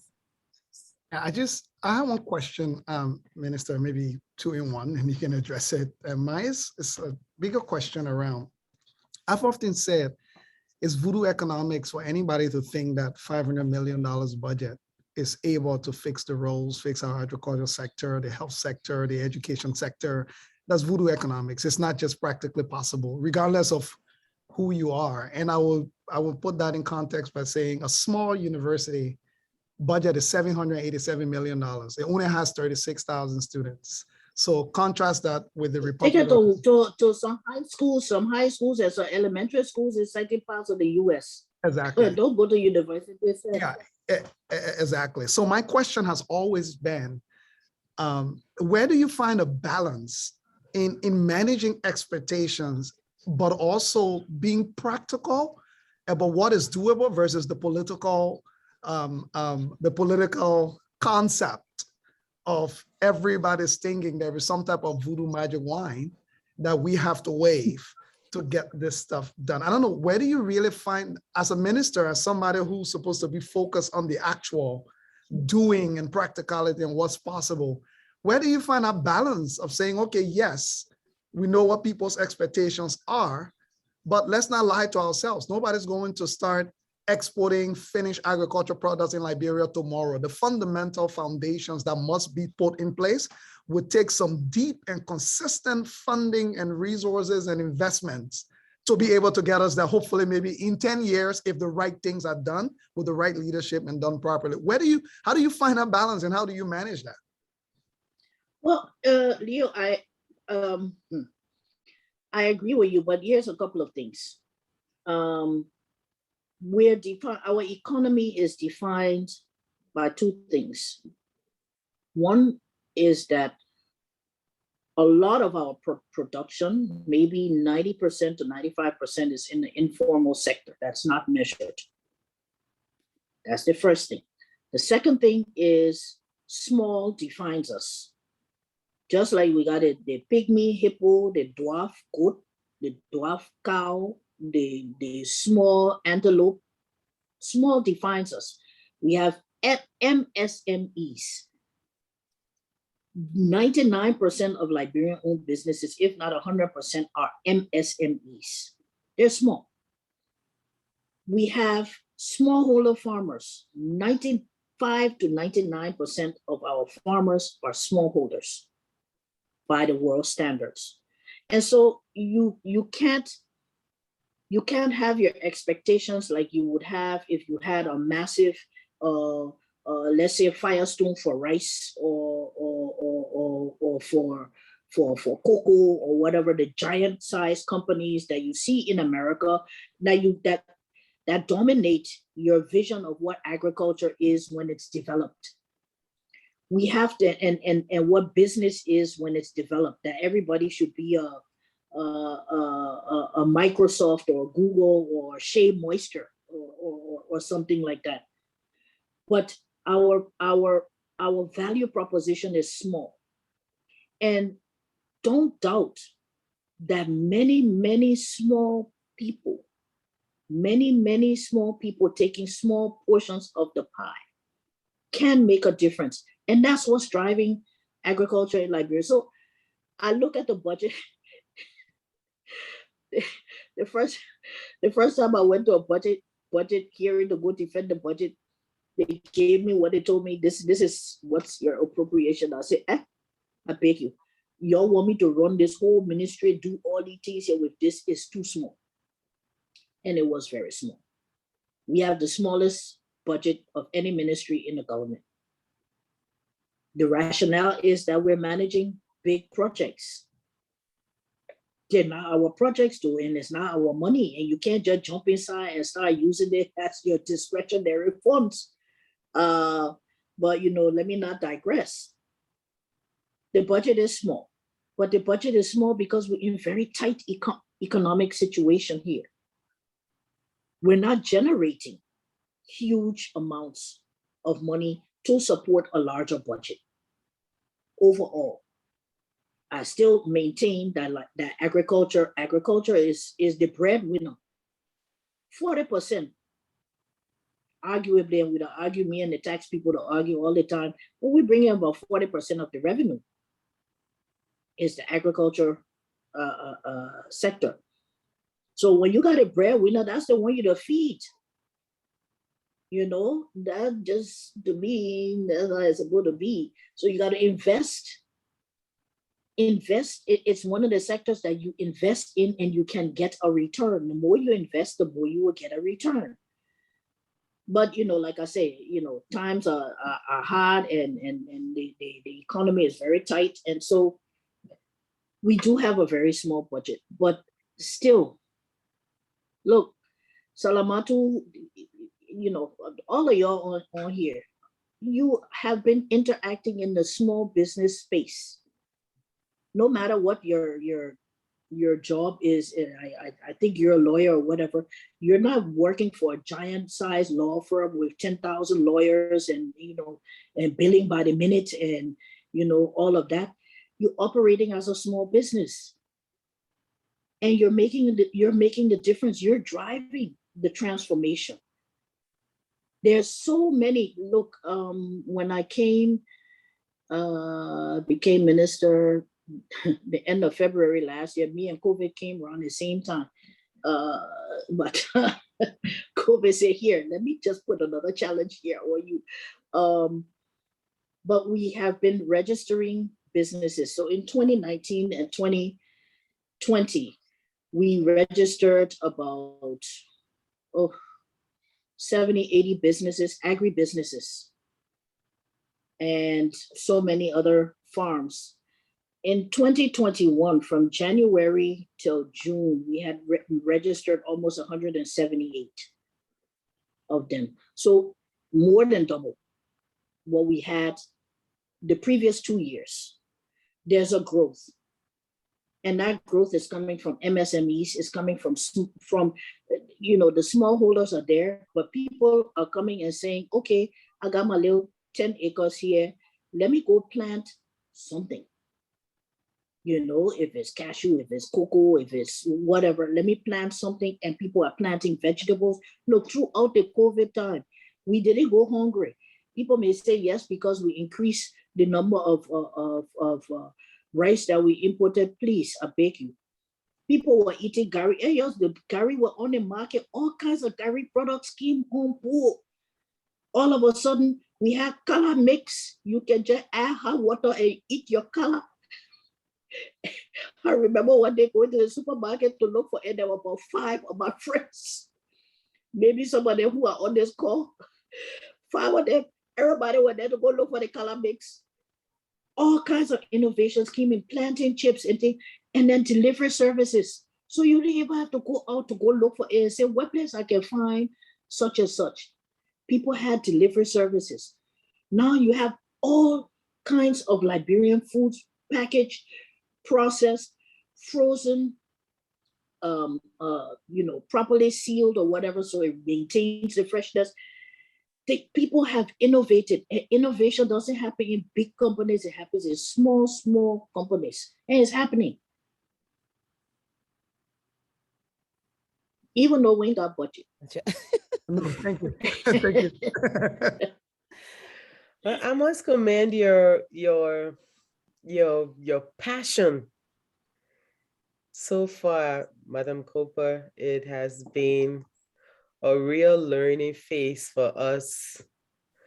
I remember fighting my parents like 2 or 3 years ago.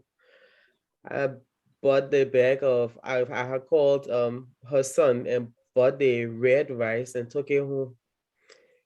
And I said, well, you're eating this, so whether you like it or not. And everybody had a complaint, but there was no choice. And later on, it became a norm. Yeah. But I'm more concerned about agriculture and finishing products. How do you say it? Sorry, refining products and exportation.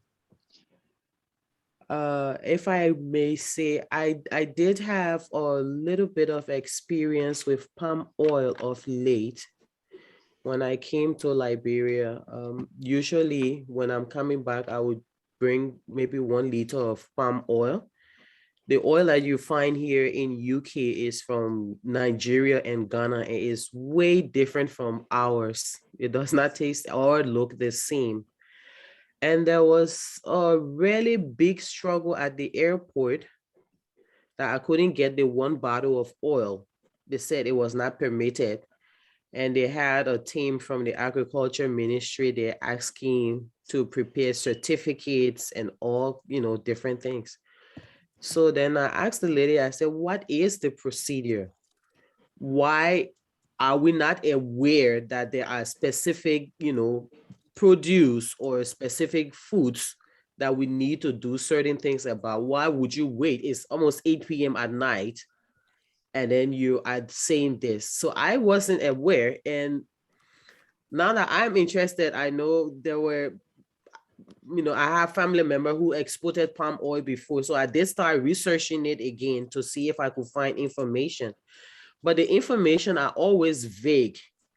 You just understand like, oh, you need to get a paperwork from agriculture ministry, but it doesn't say what the process is or what the steps are. And I think for businesses, that is one of the main issue. If I need to do something, I want to be able to, even if it takes longer time, but I need to be able to understand in a summary how many steps is required or who I need to get in contact with. And that information has not been available. So if I can have any idea on it, it would be appreciated. Well, Salamartu laughing because, Fabra served as the guinea pig that me and her when we were trying to export rice. So every step that I took, I told her that she was trying to put together just what you're asking for, a checklist, because people don't have that information. Information is power when you're coming to export. I snorted in 2019, my goodness, to export rice. Between me and her, the Chamber of Commerce had I was exporting to the US, has the AGOA process and everything reports through the Chamber of Commerce. So she was facilitating things and I was out there. She would write letters and I would write letters, and then I would go through the process. And the process is fairly straightforward, but it was not written down anywhere until we did that. And let me just tell you, the process in Liberia was complex. But when I reached America, yeah, that's the time where I saw process and procedure. My goodness. Wow. I spend. You have to get this permit. You have to go to this one, the other one. Yes, I spent a lot of money 2019. You say, so I just kept telling myself that investment. I would know better next time. And you have to have this, and you have to have it done before this, and you have to go, and then you brought up with somebody who didn't even look at your product and say it's not milk. You say, how you mean it's not milk? Okay, this one is milk, this one is not milk. The one you're talking about, the one you just moved the shell off it, that's the ruby rice. The other one that we now polish off some of the thing and everything. She said, I said, are they unmilled rice? That she said, I just said it's not milled. Finish. Pop. Destroyed my shipment. Have to go through that. Another one, they sat there, they kept it. You got to register with Dun and Bradstreet. You got to register with this other one. You got to register with. So the process over there were much, much, much more costly and complex and not easily understood, because I followed the rules that I found on their websites, and then it kept referring to some kind of little loophole and something. But anyway, what we've done in the Ministry of Agriculture, because again, coming from the private sector, I know these are things that people ask. We've published on the Ministry of Agriculture website and our Facebook page, well, on our website, I'm not sure it's on the Facebook page. we have the resources. If you want to export, these are the things you have to get a phytosanitary certificate. I only got to get for us. What's permitted, what's not permitted. Certain things you can ship through the post office, certain things you can't ship through the post office, and that's not necessarily an agricultural decision. The other day I understood that you can't ship oil through the post office anymore, but you used to be able to. You didn't used to be able to ship rice through the post office. Funnily enough, the other day I was going to New York and carry some rice because there's always people there who want rice. I had about 10 little 1 pound bags of rice in my suitcases. And I get there to immigration and everything. And the woman comes over, she said, "You Copa?" I say, "Yes." "You have rice in your suitcase and it's not permitted to take rice." I said, "Really?" I said, "Who gives the appointment?" "Ministry of Agriculture." I said, "Well, I'm the minister." That was so satisfying. I So- know. Sorry. I know. You like, That you was like, I so can just cool. write it here right now if you want one. But I mean, okay, the rules are that you should get phytosanitary certificates to ensure that the product that you're taking out is, I mean, all of us had a horror stories. We've been there on the baggage claim and you see the live crabs running up and down JFK airport, or the snails trying to escape or whatever. But, you know, we're doing better with the packaging and everything. We can just do better. So the processes are on the website. You can just go there and, you know, basically you write the Ministry of Agriculture, "I want to export such as, or I want to take such and such travel with this." And it's fairly straightforward. I think it's $10 or something like that for a phytosanitary certificate, but don't quote me. Yeah. I don't remember. Well, they look at you in charge though. Yeah. Yeah, But exactly. before we go Oh, okay, on, well, you see now, so it's best to not look rich. before we go on, Minister, Leo has to he has to leave. So just want to give him a few minutes to say his parting words. But thank you again, Leo. Yeah, no, thank you. Thank you, everybody. And thank you, Minister, meeting you the first time in person, but I know a lot of people in your circle as well. So I've always heard your name in these circles when we have conversation. I just wanted to say, I would like to challenge you, Minister, because I'm also the president of the Liberian Association of Canada. I'm going for re-election Oh, good. in a few weeks, so let's hope I win for a second term. But I would like to challenge you for us to start broadening our horizon on the Canadian side. I've been very disappointed overall, just given this tunnel vision we've had on the US and other traditional partners. There's nothing wrong with that. These countries have helped us a lot, but the people are getting tired of us at some point. It is showing up, and we need to start looking for new frontiers that are able to give us some first-time opportunities because we've never engaged them yet. So I'm going to be following up behind the scenes to reach out to your office directly.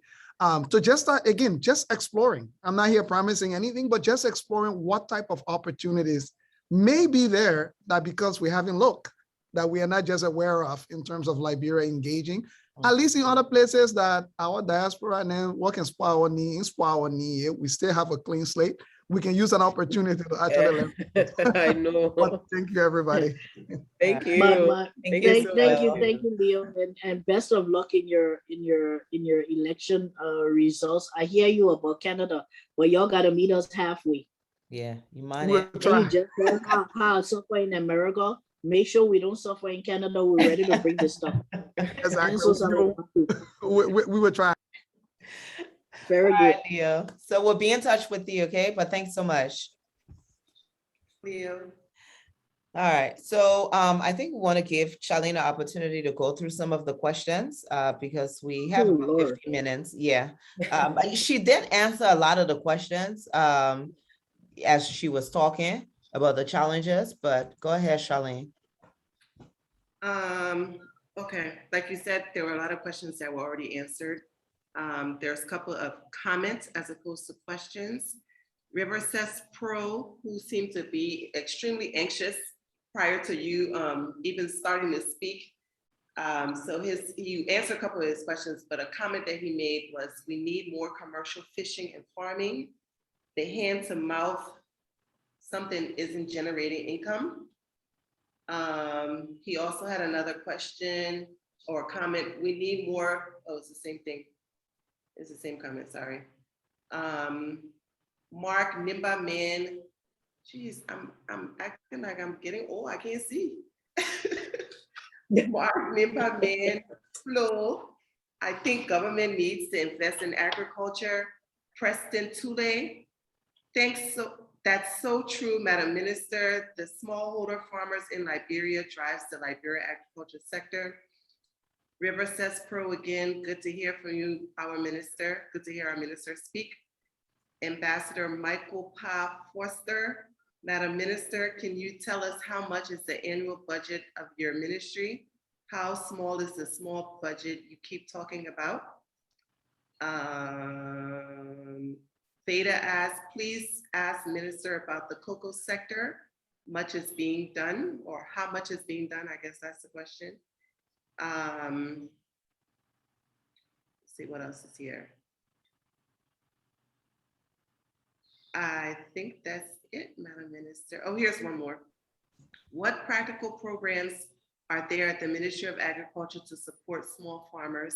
And secondly, what food preservation mechanisms are in Liberia for locally produced food, cassava, fish, etc.?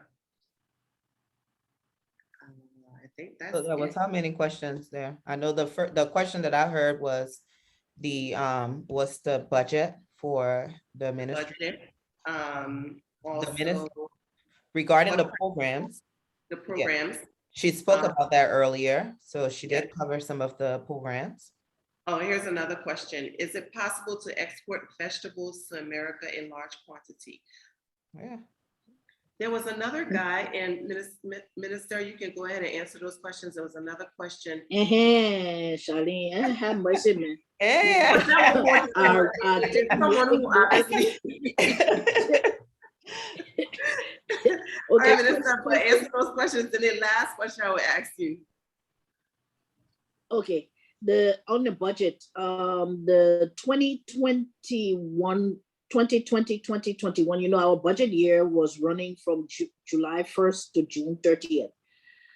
So our budget for July 1st, 2020 till June 30th, 2021 was about $4.5 million. And this year is a transition year for the government. We're transitioning to a January to December budget.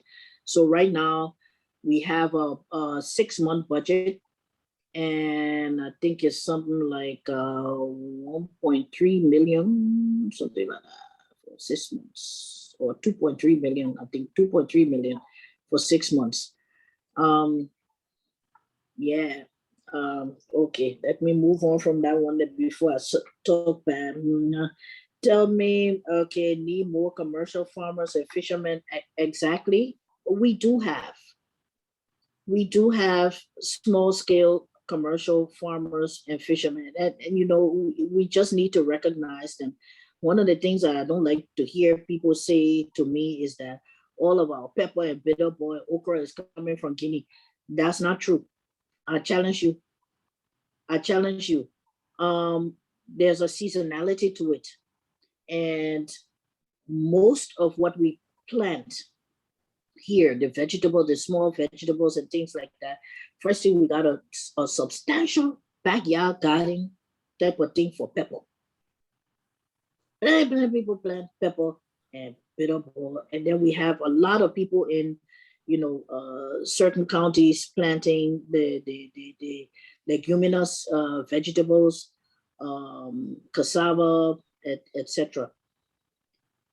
What happens is that because we're not using fertilizer, we're not using those year-round production systems, there's a season for certain things. That you can't find crawfish year-round. If you do, that crawfish coming from somewhere else. You can't find, and there's a global movement now. I just shared one of my LinkedIn posts today that say buy local, buy seasonal. If you want to buy out of season, that means that they're doing something to the whole growing process to make it available to you off season. Usually there's some kind of fertilizer or some kind of something that they put in there to make sure that you can have it year round. So we are, our commercial farmers are there, where they need the support is not so much on the farming, but quite often is getting the goods to market, the transportation, the logistics, the warehousing, because, and that goes to the next question about somebody talking about exporting vegetables to America. The thing is perishable. We don't have any direct flight to America. So by the time your goods, you now package it and everything, it will be a day or two before you get it to the airport, a day or two for it to get to America, or a day or two for it to clear customs and get to wherever retail shelf. That's 6 days. Unless you have some preservation technique like drying the vegetables. And I have a farmer, Sam Jack, I want to shout out to him. My big brother, he does do beautiful dried cassava leaf, dried palava sauce, dried, and he packages those things. And I mean, you can make a lovely, lovely pot of that food there. And that's the way that you can get it over there. The other way is frozen, of course. Somebody asked what kind of processing is available. It depends on the crop. There's different kinds of process. We have processing plants now that can process just about everything that we grow. Most of them are necessarily so small scale. So you don't have the massive industrial factories that you can go and say, this is the Del Monte factory where they're making potato chip, etc., etc. We don't have much of that. We are small. Remember, small. What programs do we have for smallholders? Almost everything we do is for smallholders. And like I say, almost all of us are smallholders, even the commercial farmers. Used to be that most of our farming was subsistence, except for the cash crops of rubber and palm and cocoa and coffee. But now we have more and more people who are commercializing their crop. They are using better agricultural techniques and methodologies, and they're finding, that there is a market, and so they're getting their produce out there.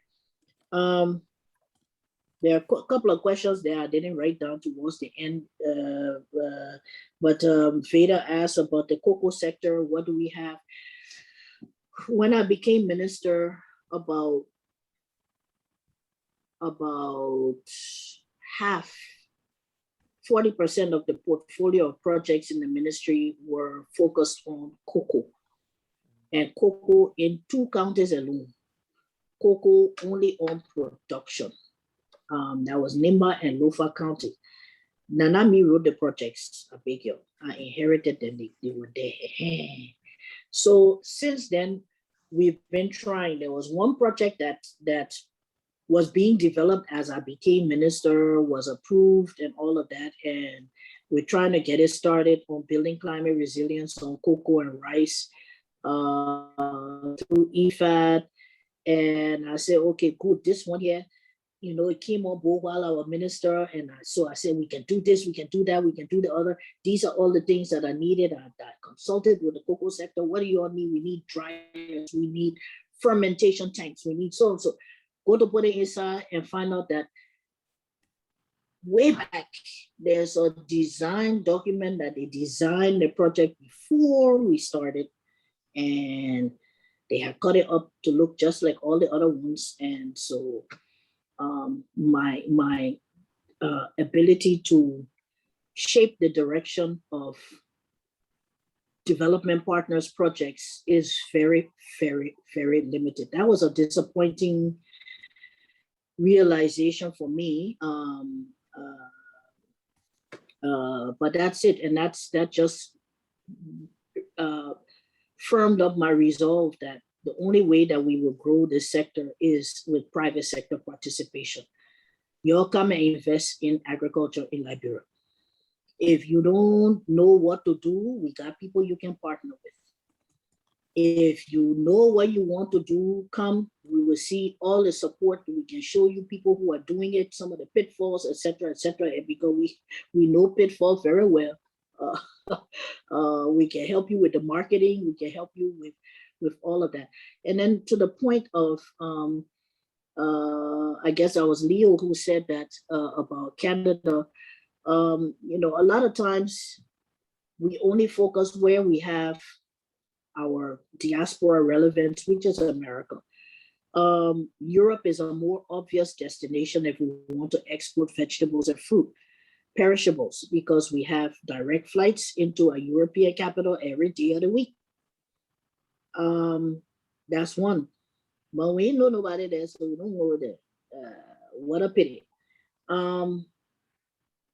Africa, West Africa, other parts of Africa, we don't look at them as potential markets, right? And not just us, so they don't look at us either. So and they don't look at each other. Inter-Africa trade is something that we really need to look at because the rules are different. They're less stringent. For you to get fruits and vegetables into Europe, you got some serious hoops. You got jump. You got to be a high jumper. And if you succeed and you get it in there, cherish that, whatever certification or whatever, cherish it because their rules are very, very, very strict. And quite often we're not able to reach those. So I will stop there. I think I answered all the ones that I had written down, but there were one that I missed.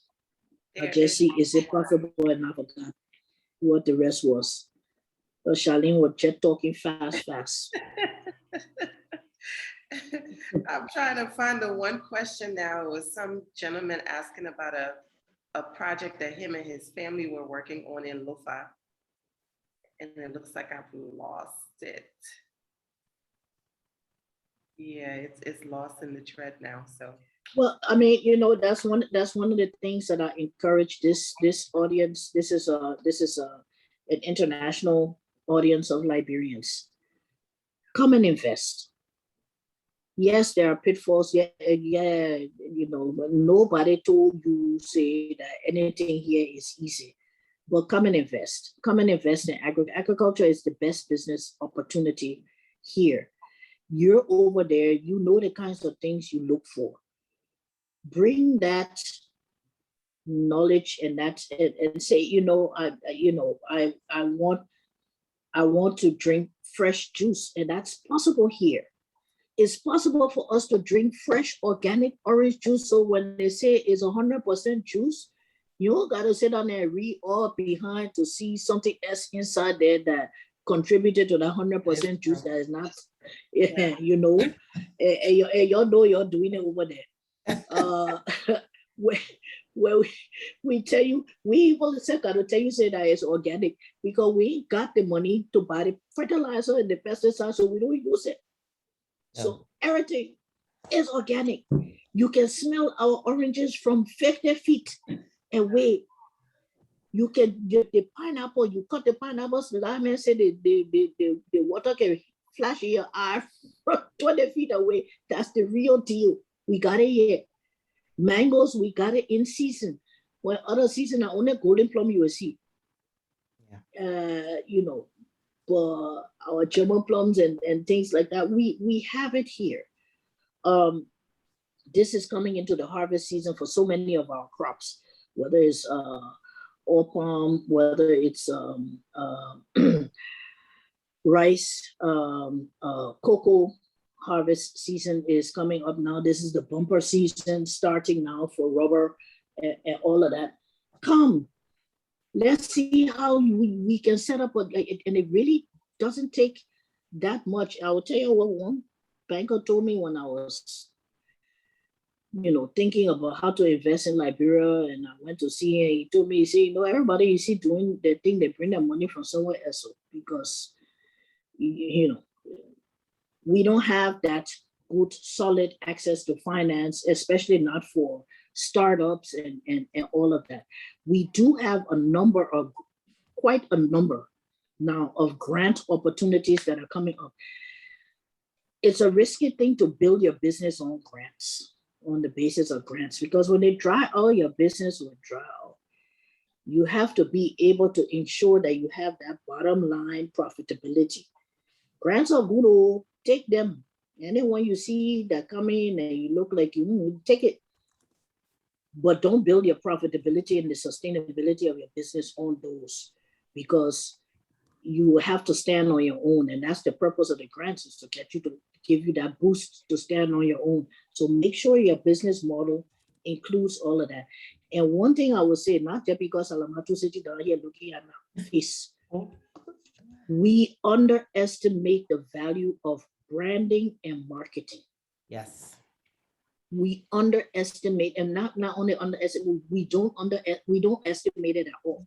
We just think, just grow and put it out there, somebody will buy it. Believe me, it is a part of your investment that will give you untold returns. You don't do it, you don't gonna grow. Well, thank you. And speaking of course, branding, marketing, you successfully organized, planned, implemented the first ever agriculture fair. And it brought farmers from Don't say ever. Don't say now ever. during my lifetime. I see you. Because you don't see it, that mean it happened. Yeah. It is embedded. It's embedded in our laws. There is it.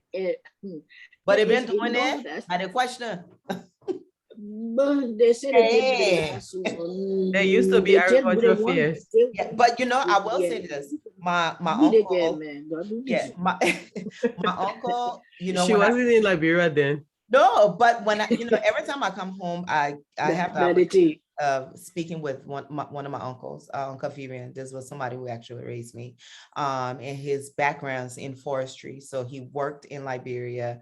He worked at LPMC. He worked with the forest development. He worked with planning. So, and when I say work, this is somebody who is very familiar with, of course, the Talbert's era, going into those era. So a lot of these programs, he does talk about it as if it is still happening, by the way. When he's talking, it's like, we used to do this and we were doing this. And I'm like, yeah, you probably were, but it's not happening anymore. So I did hear a lot of about activities that were happening with Carrie, for instance. He talks a lot about Carrie. So when I came back the last time I went to the agriculture fair, I took so much pictures from Carrie. This is the first time I was there, and I sent it to him. And of course, everything I was describing to him, he was like, but it used to be there. I'm like, well, it wasn't there no more. So now we are restarting it. But the agriculture fair, for me, what was so exciting about it was the fact that we got to see farmers from every county. It wasn't held in Monrovia, like we always like to do. We like to do everything in Monrovia. So it wasn't held in Monrovia. It was held near Cary. So I got to drive to Cary. But all of these farmers from all across Liberia, they came together looking at different products, what they were growing, but also you had a section where you actually dialogue with them to talk to them. Something that I've learned in Liberia is this dialogue. We hear a lot, but it's so important to talk to the people who are doing this every day, for them to be able to tell you, hey, look, this is what my challenges are, and this is what I think you can do to help it. Often I see it the other way around. We just see people who they see a situation, they already figure that, you know what, we can resolve this situation because I remember when we were in America, we did it this way, or I was in Canada, we did it this way. So we'll force this solution amongst the people. But just the fact that you just didn't have a fair, you had a session where you actually talked to these farmers, just kind of understanding what was happening. So it was a 3-day event. It was done in February, because I remember I came the night before and we drove down the next day to the fair. So February, I know you're going to do it again next year. This would be a great opportunity for many of us who are outside of Liberia, who are always talking about looking for opportunities. These are the things that we're supposed to be getting involved in. Come home when you hear about these fairs, because you bring in all of the people across Liberia. You can hear from the farmers, and perhaps then you can be able to see where in this ecosystem that you fit in. My frustration a lot of times doing business in Liberia, I realized that a lot of the small businesses, because they're small, and they may not have the opportunity to hire everybody, they're literally doing from soil to end user, and they're doing everything in between. And sometimes I find myself begging people to say, hey, look, you can plant the thing, you can package it, but somewhere along that line, you got to let go of something. But again, people have the reasons as to why they feel that they got to start from the soil to the end user, and they got to do everything in between. But this is where the diaspora should come in. Go to these visitor fairs, meet the people, meet the MSMEs. Every time we use the word MSMEs, we're indirectly talking about Liberian-owned businesses, because majority of the Liberian-owned businesses falls within MSMEs. Those are people who have less than 50 employees. So come talk to the people, figure out where you can invest in that whole ecosystem.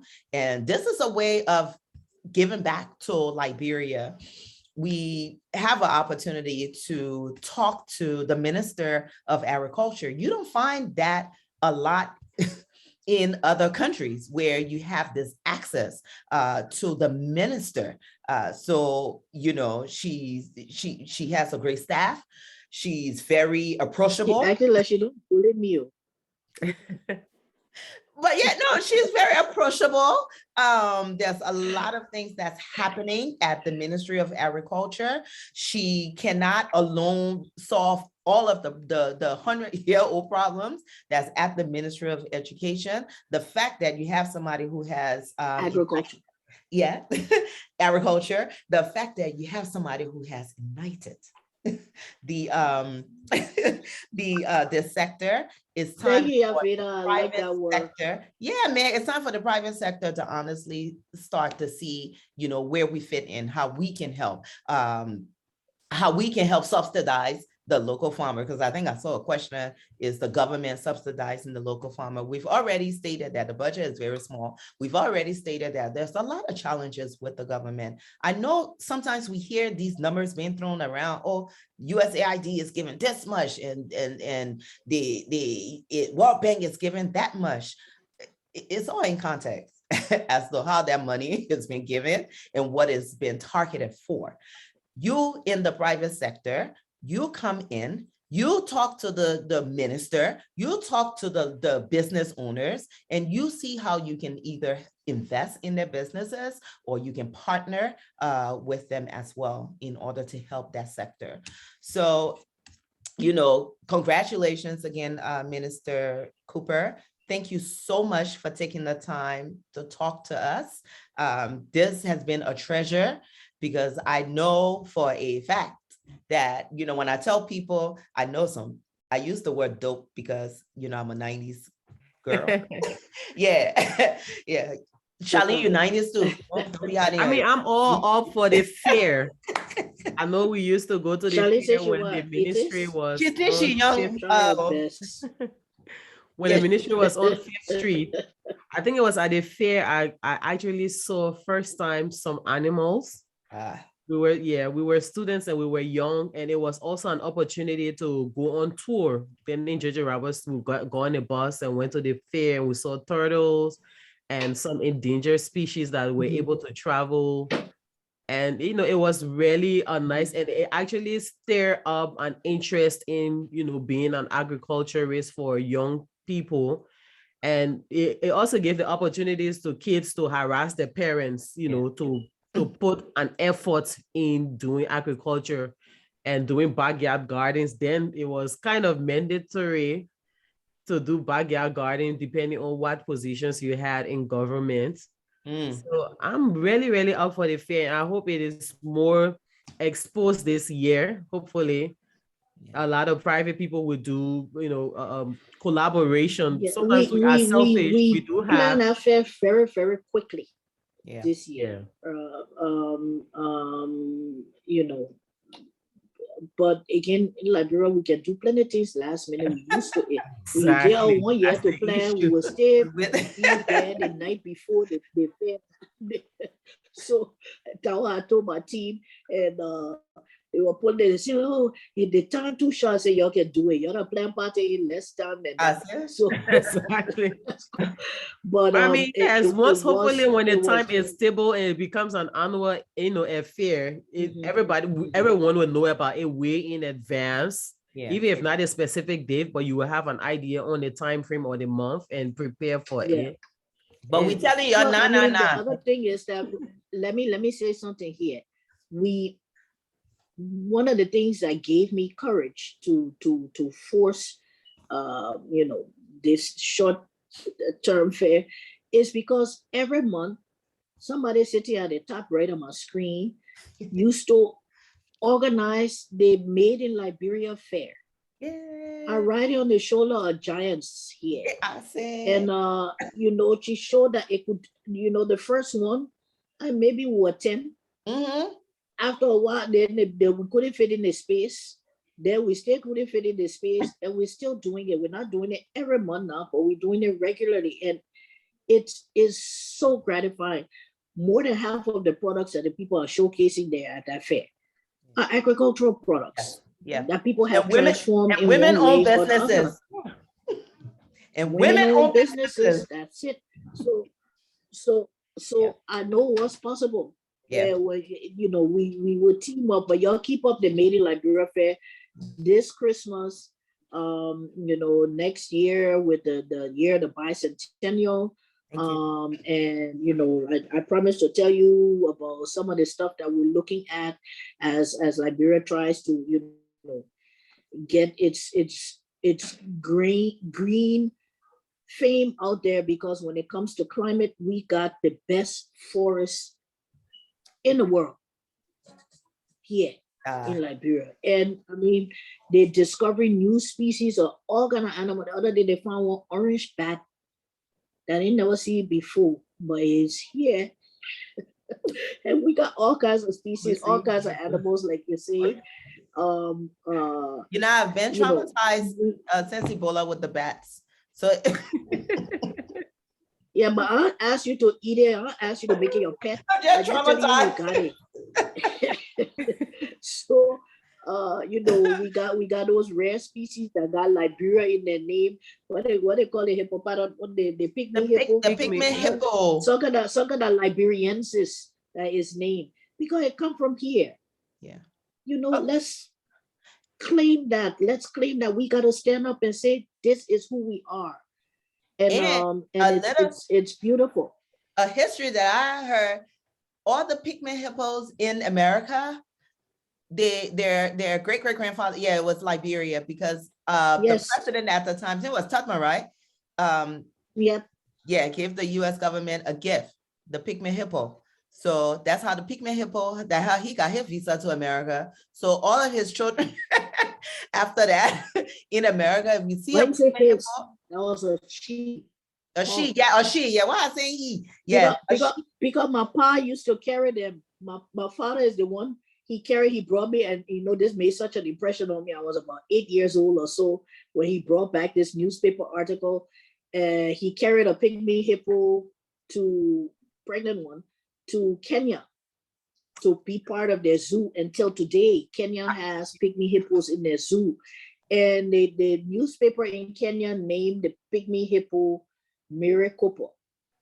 So I was a child, a pygmy hippo sister, went to Kenya, pygmy hippo sister, going to America, and now all their progeny are still, so every time I was living in Nairobi, I'll go see the pygmy hippo, I say, yeah, that great grandchild here. Yeah. Got a visa. She got a visa. Got a exactly. So it came from here. Yeah. Liberica coffee came from here. Yeah. Came from here. We used to win prizes for our coffee. Now we don't even remember how to grow it anymore Yeah. because we're fighting war and stuff. So you know, our palm oil, our wild palm, what they call it, country palm, better than anything else you will get. And then that's Unique. whoever was complaining about the palm oil, you can get it from all the other places. Oh, they got better marketing channels than us and all of that. But I can tell you, it's not as sweet. Yeah. So yeah, I mean, yeah, let's cherish, let's start being excited about our products. You can sell something if you're not either using it or you're not excited about it. So once we get excited about it, so I went ahead and pinned the Ministry of Agriculture's website. So keep following the website for all of the programs. All of the activities that the minister and her team, what they're doing, and also to mark your calendar for the fair. The fair was actually hosted in February of this year. So now we know that there will be a fair. Let's mark our calendar, what is in February or March, but let's just know that there will be an agriculture fair next year. We can stay in tune under the Ministry of Agriculture's website. For those of you who are in the diaspora, you're always asking about business opportunity. This is a business opportunity if you're excited about the agriculture sector. So lots of opportunity. You have the income in America, you have the access to it. So let's see if you're serious as well. But with that said, thank you again, Minister, for taking your time. You're welcome. I tell Liberian people, you don't know our treasure that we have because we have access to a lot of our decision makers. So we can have these conversations constructively, ask the right questions instead of just assuming. And let's try to see what we can do for Mama Liberia, man, with the pepper soup. So thank you again, guys. Have a great week. See, they're talking about our food still. That's same agriculture. I'm telling you, the woman You all see? the way from the island singing about pepper soup. Because it's the best. Man. All right, bye-bye. Thank you All so right. much. Thank you Thanks so for having much. me. Bye, Minister Cooper. Good All night. right, bye-bye.